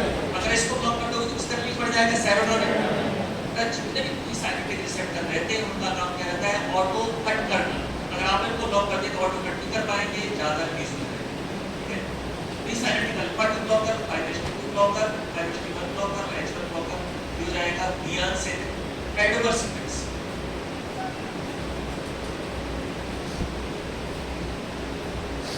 पहला एडवर्स इफेक्ट का लीवर डिस्ट्रॉस। पहला एडवर्स इफेक्ट है लीवर डिस्फंक्शन। हेपेटोटॉक्सिसिटी कॉज करते हैं, लीवर फंक्शन अफेक्ट करते हैं। मतलब इस तरह के ड्रग हमें किसको नहीं देना। अगर किसको ऑलरेडी लीवर की प्रॉब्लम है तो ऐसे ड्रग हमको नहीं। अगर किसी को ऑलरेडी किसी लीवर की प्रॉब्लम है तो किसी को कैसे ड्रग दें। दूसरा ब्लड डिस्क्रियस। दूसरा एडवर्स इफेक्ट है ब्लड डिस्क्रियस। डिस्क्रियस का मतलब होता है हमारा ब्लड एक मिक्सचर जिसमें आरबीसी है, डब्ल्यूबीसी है, अलग-अलग कॉन्स्टिट्यूएंट्स हैं और उनका एक परसेंटेज है। ये इतना होना चाहिए, इतना होना चाहिए, इतना होना चाहिए। वो परसेंटेज बिगड़ जाना मतलब मिक्सचर कैसा हो गया है? बैड। इसमें ब्लड डिस्क्रियस को क्या बोला जाता है? Bad mixture. ऐसे कोई फिट करो बेटा, ध्यान सुनना। हमारा जो खून है, हमारा जो ब्लड है, वो क्या है पिक्चर। इस पिक्चर में सबका क्या है परसेंट, कितना डब्ल्यूबीसी होना चाहिए, इतना आरबीसी होना चाहिए, इतना ये केमिकल कंपोजिशन, इतना ये केमिकल कंपोजिशन, सबका एक कंपोजिशन है। उसका डिस्टर्ब होना क्या कहलाता है, डिस्ट्रेस। इसको क्या बोलते हैं बेटा, शॉर्ट में क्या कहते हैं, ब्लड पिक्चर। ब्लड का पिक्चर है, ब्लड कंपोजिशन बनाया पिक्चर क्या होता है, डिस्टर्ब। नेक्स्ट बताता है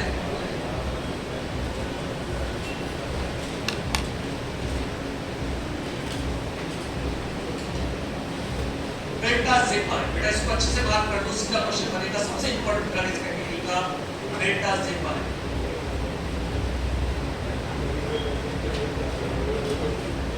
सबसे ज्यादा यूज होने वाला टर्म है बेटा ये, और बात कर लो सबसे ज्यादा क्वेश्चन है बेटा जिपर। चांसेस कम, चांसेस क्यों ज्यादा बेटा, ये आपको मैकेनिज्म एक्शन देख के समझ में आ जाएगा। Has unique mechanism of action. This drug has unique mechanism of action. Metazepam. This drug has unique mechanism of action.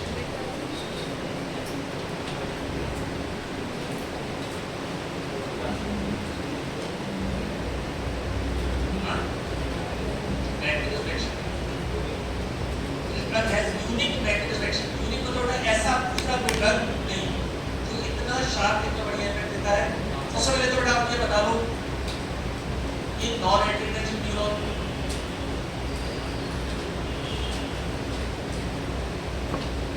ये सेरोटोनर्जिक न्यूरॉन।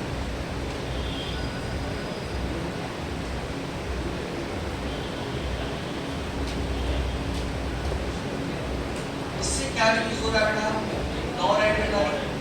ये नॉन एड्रेनलिन अपने रिसेप्टर पे जाके बाइंड हुआ अल्फा रिसेप्टर, और क्या कॉज कर रहा है, ये अलर्टनेस। अलर्टनेस मतलब ट्रीटमेंट ऑफ डिप्रेशन। ओके, यहां पर है आपका अल्फा 2 रिसेप्टर, यहां पर क्या है आपका नेट। ओके, ये जो अल्फा 2 रिसेप्टर है ये ऑटो कट करता है, ऑटो कट करता है यहां पे, तो ये अल्फा 2 रिसेप्टर कहलाता है बेटा यहां पे ऑटो रिसेप्टर। हमेशा नॉन एड्रेनर्जिक न्यूरॉन में कौन सा पिसारेटिक रिसेप्टर रहता है, अल्फा 2। अल्फा 2 क्या कहलाएगा बेटा यहाँ पे, ऑटो रिसेप्टर। क्या कहलाएगा, ऑटो रिसेप्टर। मतलब जैसे ही नॉन एड्रेनलिन का मतलब यहाँ पे बाइंड होगा, और जैसे ही यहाँ पे बाइंड होगा ऑटो कट हो जाएगा, मतलब फर्दर नॉन एड्रेनलिन का रिलीज क्या हो जाएगा, बंद हो जाएगा। ये नॉर्मल फंक्शन है। सिमिलरली यहाँ पे क्या रिलीज होता है बेटा, सेरोटोनिन। सेरोटोनिन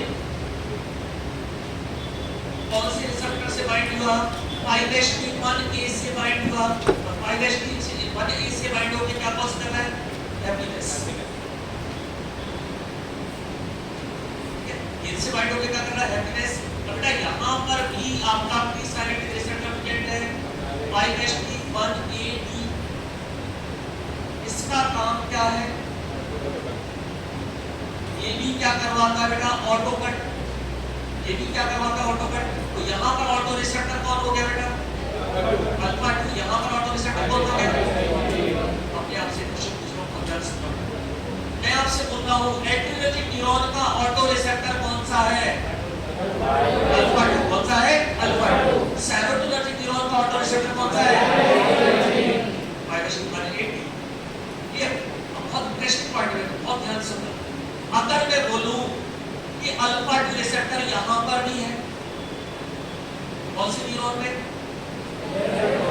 तो क्या वो एक्चुअली उसका है, वो एक्चुअली किसका है, इसका। लेकिन कई बार बेटा ये देखा गया है कि इसका जैसा रिसेप्टर इनमें भी प्रेजेंट रहता है और उसके जैसा ही काम करता है। मतलब अल्फा 2 यहां है तो यहां भी एक अल्फा 2 प्रेजेंट है, लेकिन अब इसको ऑटो नहीं बोलेंगे, इसको हम क्या बोलेंगे, हेट्रो रिसेप्टर।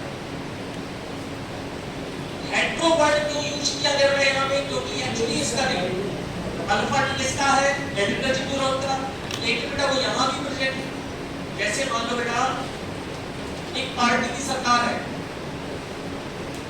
आपने देखा होगा चाहे बीजेपी की सरकार हो चाहे कांग्रेस की सरकार हो, आप लोग और हम लोग आपस में लड़ते रहते, लेकिन नेताओं के काम कभी नहीं,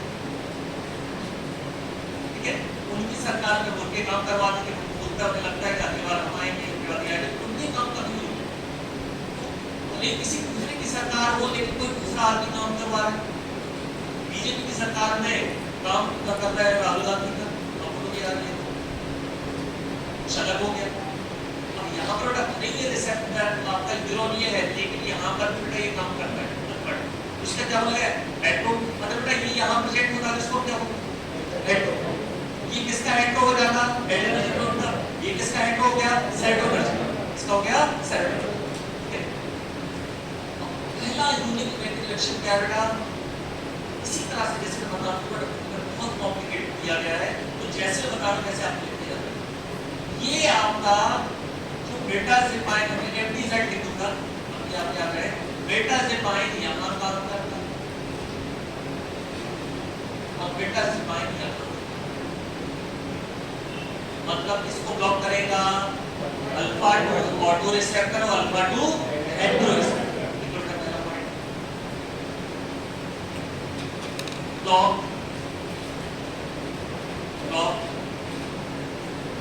अल्फा 2 ऑटो रिसेप्टर,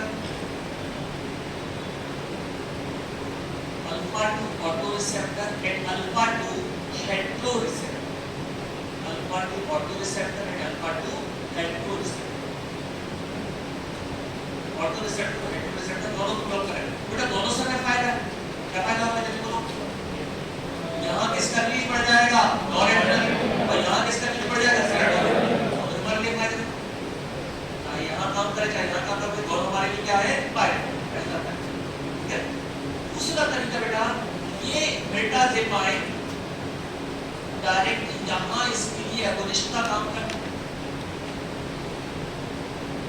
मतलब सीधा जाके किससे जुड़ जाएगा 5-1 से, और इससे जुड़ के क्या करेगा happiness direct agonist, acts as direct agonist, acts as direct agonist, acts as direct agonist for 5-HT1A receptor, acts as direct agonist for 5-HT1A receptor, acts as direct agonist of 5-HT1A receptor and cause happiness, pleasant behavior, cause happiness and pleasant behavior। अब ये बता बेटा कि कौन से receptor हमारे, कौन से 5-HT रिसेप्टर हमारे लिए बुरे हैं, जो डिप्रेशन कॉज करते हैं, दूसरे बेटा 5-HT1A, इसके अलावा वो हमारे डिप्रेशन कॉज करते हैं 2 और 3, ठीक है? तो बेटा इसके बगल में ये रिसेप्टर रहते हैं 2 और 3,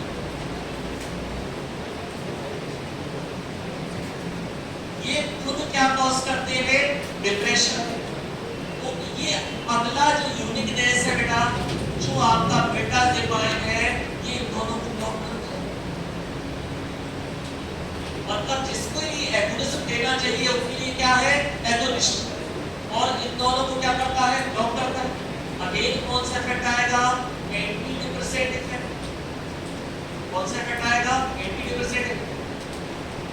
कितने तरह के मेडिकल रिएक्शन हो गए बेटा, पहला क्या हो गया receptor alpha 2 auto receptor blocker, alpha 2 hetero receptor blocker, तीसरा 5-HT1A एगोनिस्ट, चौथा 5-HT2 एंटागोनिस्ट, पांचवा 5-HT एंटागोनिस्ट। हर तरीके से बेस्ट एंटी डिप्रेसेंट इफेक्ट आपको मिल रहा है।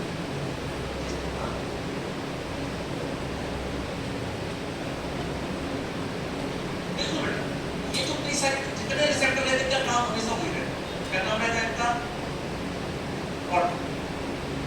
जब भी प्रीसेलेक्ट रिसेप्टर देखने का काम क्या है ऑटो का। ऑटो और हेटेरो नाम हमने क्यों दिया था, क्योंकि ये इसका है, ये किसका है, अगर इसका वाला यहाँ जाता तो ये क्या हो जाएगा यहाँ पे हेटेरो, क्या हो जाएगा हेटेरो। ये छोटी छोटी टर्मिनोलॉजी बहुत सारे टीचर तक को बता रहे ऑटो हेटेरो, अभी आप समझते जाओ, ये तो आगे तक के दिमाग में आपको टेंशन नहीं रहे। ऑटो मतलब उसका इसका अपना डिसएबिलिटी, मेट्रो मतलब दूसरे जगह प्रेजेंट है, ठीक है, नाम वही रहेगा, नाम क्या रहेगा, रिलीज को रोकना, लेकिन इसका अपना ऑटो ये यहाँ प्रेजेंट है तो मेट्रो, इसका अपना ऑटो अगर ये यहाँ प्रेजेंट है तो मेट्रो।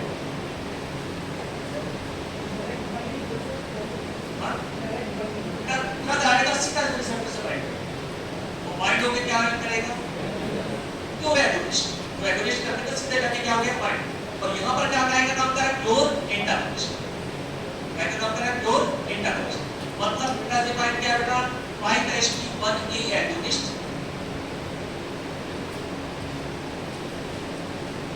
और 5:2 जल्दी बोलो एंटागोनिस्ट, हो जाएगा एंटागोनिस्ट। तो बेटा ये दोनों रिसेप्टर हमारे लिए विलेन है, ये दोनों रिसेप्टर 5:2 और 5:3 उल्टा क्या कॉज करते हैं, डिप्रेशन, तो हमें कौन सा चाहिए एगोनिस्ट, 5:1 बनेगा एगोनिस्ट, 5:2 क्या है एंटागोनिस्ट। अब बेटा ये ड्रग क्या करता है, नॉरएड्रेनालिन के इफेक्ट को भी बढ़ा रहा है और स्पेसिफिक इफेक्ट किसको बढ़ा रहा है, सेरोटोनिन। बेटा किसके लिए स्पेसिफिक हो गया ये, सेरोटोनिन, स्पेसिफिक है नहीं है, अच्छे को बढ़ा रहा है, बुरे को कम कर रहा है। बेटा ये ड्रग इसके नाम से बहुत फेमस है, इस ड्रग को रहता है नस्सा, जिसे आपने नाम नस्सा के नाम से फेमस है। फुल फॉर्म में लिख तो बेटा आपको समझने की कोशिश करना है ये नाम क्यों दिया गया, noradrenergic, noradrenergic specific serotonergic, noradrenergic specific serotonergic antidepressant, noradrenergic specific serotonergic antidepressant. आप समझोगा नॉरएड्रेनर्जिक, नॉरएड्रेनालिन के इफेक्ट बढ़ा रहा है, लेकिन स्पेसिफिक बढ़ा रहा है, स्पेसिफिक कहां पर काम कर रहा है, सेरोटोनिन, बेटा क्या बोला गया, specific serotonin, noradrenergic specific word को लगा के बेटा दोनों होंगे 5:1 ए को स्पेशली क्या करना, एगोनिज्म, और इन दोनों को स्पेसिफिकली क्या करना, ब्लॉक करना। अब आप इसको एक्शन को देख के समझ गए होंगे क्यों ये मोस्टली यूज्ड एंटीटिकल ड्रग है, कि आपको जो इफेक्ट चाहिए वो इफेक्ट, मतलब एक तरह से इसने बाकी 80% का मार्केट खत्म कर दिया। जब भी सीवियर डिप्रेशन होगा, मेजर डिप्रेशन होगा, डॉक्टर हमेशा किसको प्रेफर करेगा, बेटा से यूनिक मैकेनिज्म जो आप चाह रहे हैं वैसा इफेक्ट आपको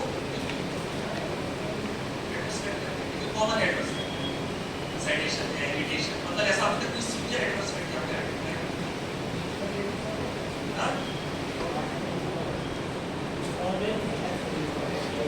बेटा जितने भी आपके एंटीडिप्रेसेंट है उनका कंपैरेटिव ड्यूरेशन से ज्यादा है, इससे ज्यादा है आपके टिपिकल से, वो टेंशन लेने की जरूरत नहीं है, मैं समझ सकता हूं।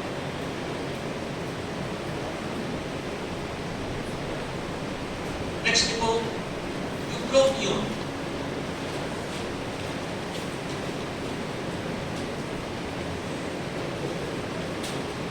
नेक्स्ट बताता है यूप्रोपियोन,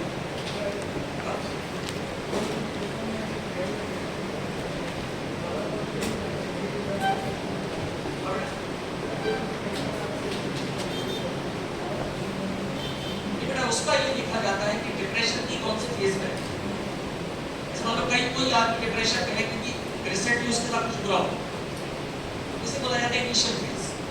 तो जनरली बेटा डिप्रेसिव एंटीडिप्रेसेंट ड्रग लेके हमेशा ड्रग लेते हैं एसएसआरएस,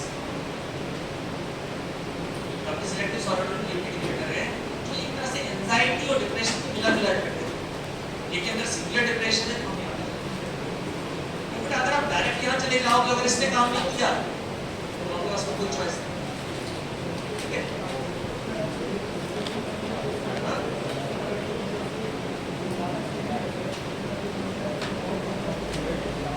हमेशा कैसा ट्रीटमेंट किया जाता है डिप्रेशन का, डिप्रेशन प्लस एंटी एंजाइटी साथ में चलती है।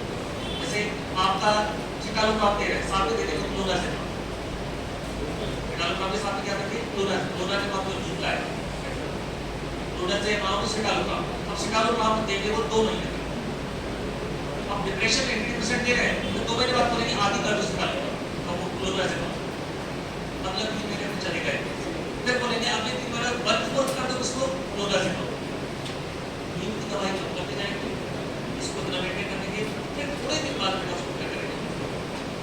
इसका ये पूरा और पूरा डिपेंड करता है, कुछ लिखित में नहीं है, पूरा किसके ऊपर डिपेंड करता है, डॉक्टर इस तरह का कितना उसका एक्सपीरियंस। इस मामले में जो डॉक्टर का एक्सपीरियंस इतना जबरदस्त काम करता है कि वो केवल बातचीत से समझ में आ जाता है यार कौन सा केस में है।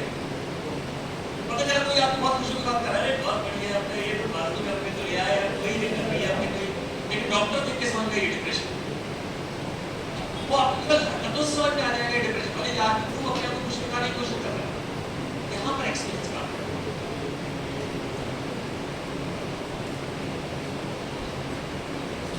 यूट्रोपियम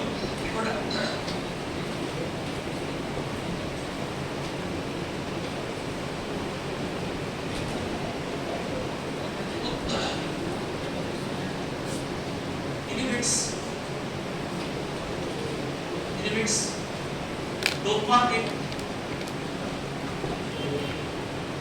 and noradrenaline reuptake. Inhibits dopamine and noradrenaline reuptake.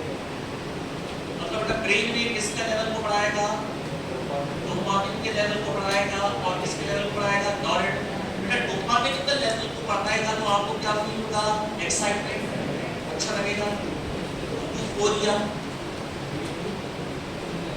Euphoria समझते हो, एक्साइटमेंट फील होगा, यूफोरिया जैसा फील होगा। और नॉरेड्रेनालिन के रीअपटेक को बढ़ाएगा, मतलब नॉरेड्रेनालिन के लेवल को बढ़ाएगा, मतलब क्या बढ़ेगा बेटा, अलर्टनेस। नॉरेड्रेनालिन के रीअपटेक को लिमिट करेगा, मतलब लेवल को क्या करेगा, बढ़ाएगा। ये बढ़ाएगा बेटा, रीअपटेक को लिमिट करेगा मतलब लेवल को क्या करेगा, बढ़ाएगा। बेटा नॉरेड्रेनालिन के लेवल को बढ़ा रहा है, डोपामिन के लेवल को बढ़ा रहा है, हाँ लेवल को तो बढ़ा रहा है बेटा, रीअपटेक को लिमिट करना है तो क्या कर रहा है, दोनों में डोपामिन और नॉरेड्रेनालिन के रीअपटेक को लिमिट कर रहा है, मतलब लेवल को क्या कर रहा है, बढ़ा रहा है। डोपामिन का लेवल बढ़ेगा मतलब क्या होगा, यूफोरिया। यूफोरिया मतलब बेटा फीलिंग ऑफ एक्साइटमेंट। यूफोरिया का मतलब जो एक टाइम लेने के बाद ठीक है, दैट इज यूफोरिया। एक टाइम लेने के बाद जो फीलिंग आदमी से क्या बोला जाता है, यूफोरिया, तो आपने अंग्रेजी बोलने लगते हैं, ठीक है। और दूसरा नॉरेड्रेनालिन के रीअपटेक को बढ़ाएगा, मतलब क्या कॉज करेगा, अलर्ट। ये दो वर्ड्स का एक मैकेनिज्म। दूसरा मैकेनिज्म कन्वर्ट या metabolise into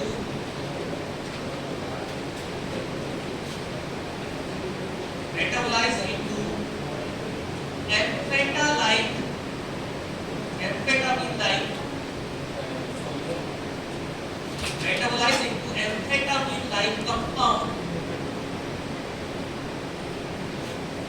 which also increase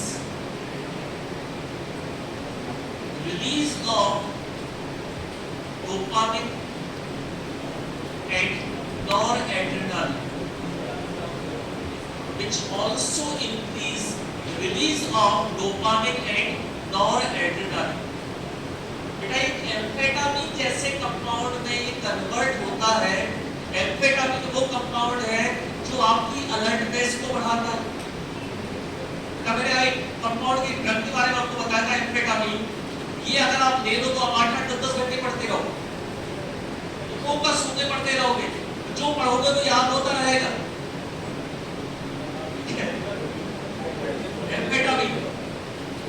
amphetamine से आपकी क्षमता कई गुना बढ़ जाती है, ठीक है। तो ये ड्रग भी बेटा किसके जैसा काम कर रहा है, एम्फेटामिन। अब इसकी खासियत क्या है, आप इमेजिन करो, इस ड्रग ने आपकी अलर्टनेस बढ़ा दी और डोपामिन का रिलीज बढ़ा दिया, मतलब एक्साइटमेंट। मतलब आप इमेजिन करो कि आप पढ़ भी रहे हो, पढ़ते समय आपको अच्छा लग रहा है। This is rare combination. आप पढ़ रहे हो, पढ़ते समय आपको क्या लग रहा है, अच्छा लग रहा है। आपसे कोई बोले बस समझ नहीं, आनंद की अवस्था। किसी ने बोला अरे थोड़ा तो आराम करो, बहुत सा आराम। रिलीज बढ़ाया मतलब अलर्टनेस, डोपामिन का लेवल बढ़ाया मतलब स्टिमुलेशन, क्या स्टिमुलेशन। नहीं न्यूरोन का बहुत जबरदस्त इफेक्ट है और इसका फायदा उठा लेते हैं कंपाउंड बीच के बाद क्या लिखा? निकोटीन पैच के साथ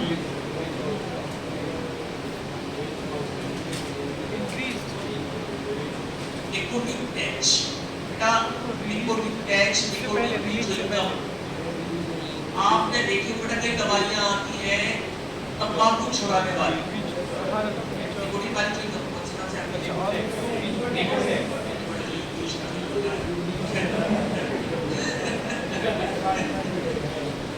निकोटेक्स नाम से बेटा च्युइंगम आती है। अब प्रॉब्लम क्या बेटा, आदमी को तंबाकू की तलब क्यों लग रही है? क्योंकि तंबाकू खाते समय किसका रिलीज हो रहा था? डोपामिन का। उसको तंबाकू की तरफ बार-बार क्यों लग रही है? उसे बार-बार को चाहिए। तो बेटा निकोटीन के साथ में क्या मिला देते हैं? ग्लूटाथियोन। उसको लेने के बाद प्रॉपर किसका रिलीज हो रहा है? डोपामिन। आदमी को तलब नहीं लगे, इसको तलब नहीं लगे निकोटीन से। निकोटीन पैच में, निकोटीन की च्युइंगम में वो साथ में क्या मिला देते हैं? एक ये भी इस तरह से डिप्रेशन जैसी कंडीशन रहती है, जैसे कोई सालों से तंबाकू खा रहा है, सालों से स्मोकिंग कर रहा है और वो अचानक से छोड़ दे, तो बड़ा बेकार लगता है। उसको लगता है कि मर गया, बड़ा बेकार फील होता है। उसको लगता है कि कभी बार-बार हाथ बच जाता है। जैसे आप लोग 2-3 घंटे लगातार क्लास में यहाँ बैठे हो, जिसको आदत है, सबसे पहले उसका ब्रेन सोच रहा है तो गलत हो रहा है। सब अगर किसी क्लास में कोई बेहोश हो गया आप साइड इफेक्ट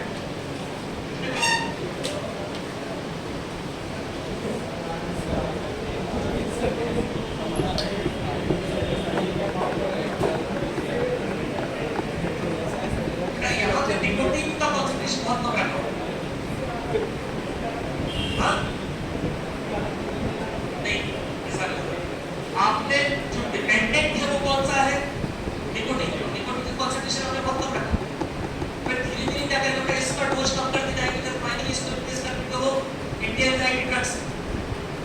ठीक है? एक प्रॉपर थेरेपी चलती है इसकी। ठीक है? तो यहाँ पर निकोटीन के साथ क्या है? ऐड कर दिया था निकोटीन पैच। इसके लिए निकोटीन विड्रॉल के लिए इसमें स्मोकिंग को छोड़ने के लिए स्मोकिंग इसका यूज किया जाता है। नेक्स्ट लिखो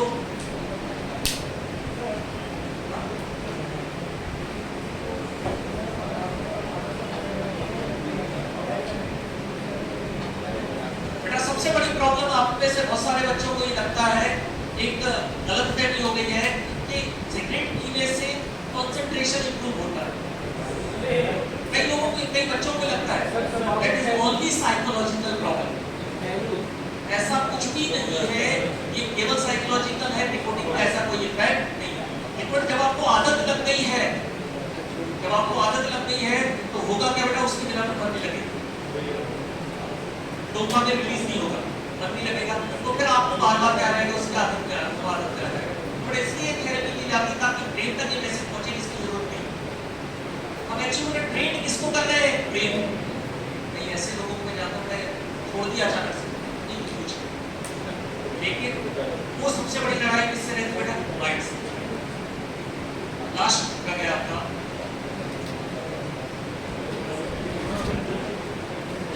डायनेप्टिन and अमीनेट।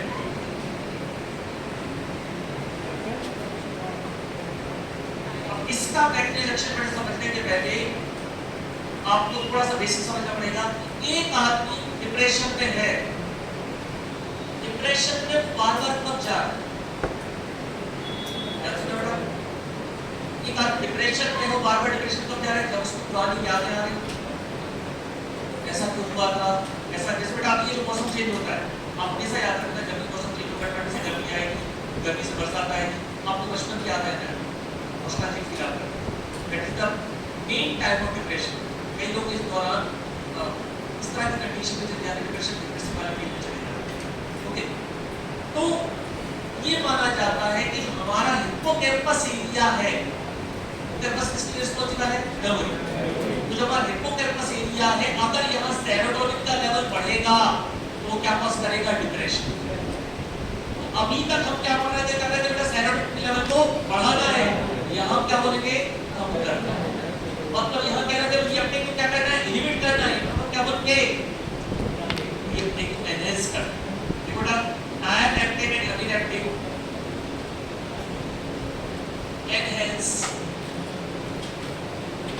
enhance the reuptake of serotonin, enhance reuptake of serotonin in hippocampus areas. Hippocampus part brain में किसके लिए रिस्पॉन्सिबल है? मेमोरी के लिए। enhance reuptake of serotonin in hippocampus area, bracket में क्या लिखते हो? हिप्पोकैम्पस वाला पूरा एरिया क्या कहलाता है? Limbic system. लिम्बिक सिस्टम में तीन चीजें रहती हैं बेटा, हाइपोथैलेमस, हिप्पोकैम्पस और बेसल गैंग्लिया। तो हिप्पोकैम्पस एरिया में हमें सेरोटोनिन के रिअपटेक को क्या करना है? बढ़ाना। क्या करना है? बढ़ाना। बेटा ये एनहांस पे अच्छे से मार्क कर लेना, बात करनी हो जाएगी। हर जगह क्या कर रहे हैं हम? इनहिबिट। यहाँ पर क्या कर रहे हैं? एनहांस। यहाँ पर एरिया है। एक ड्रग है बेटा एटमॉक्सिटिन। Atomoxetine. This is noradrenaline reuptake inhibitor. Drug कौन सा है? Atomoxetine. This is noradrenaline reuptake inhibitor. मतलब ये noradrenaline के reuptake को inhibit करेगा, मतलब इसके लेवल को बढ़ाएगा बेटा, noradrenaline के लेवल को बढ़ाएगा। इसका यूज स्पेशली किया जाता है ADHD में। क्या जाता है? ADHD। इसलिए नाम सुना है इसका? बहुत कॉमन वर्ड है बेटा, आजकल यूज किया जा रहा है। हाँ बिल्कुल सही। Attention deficit hyper activity disorder. Attention deficit hyper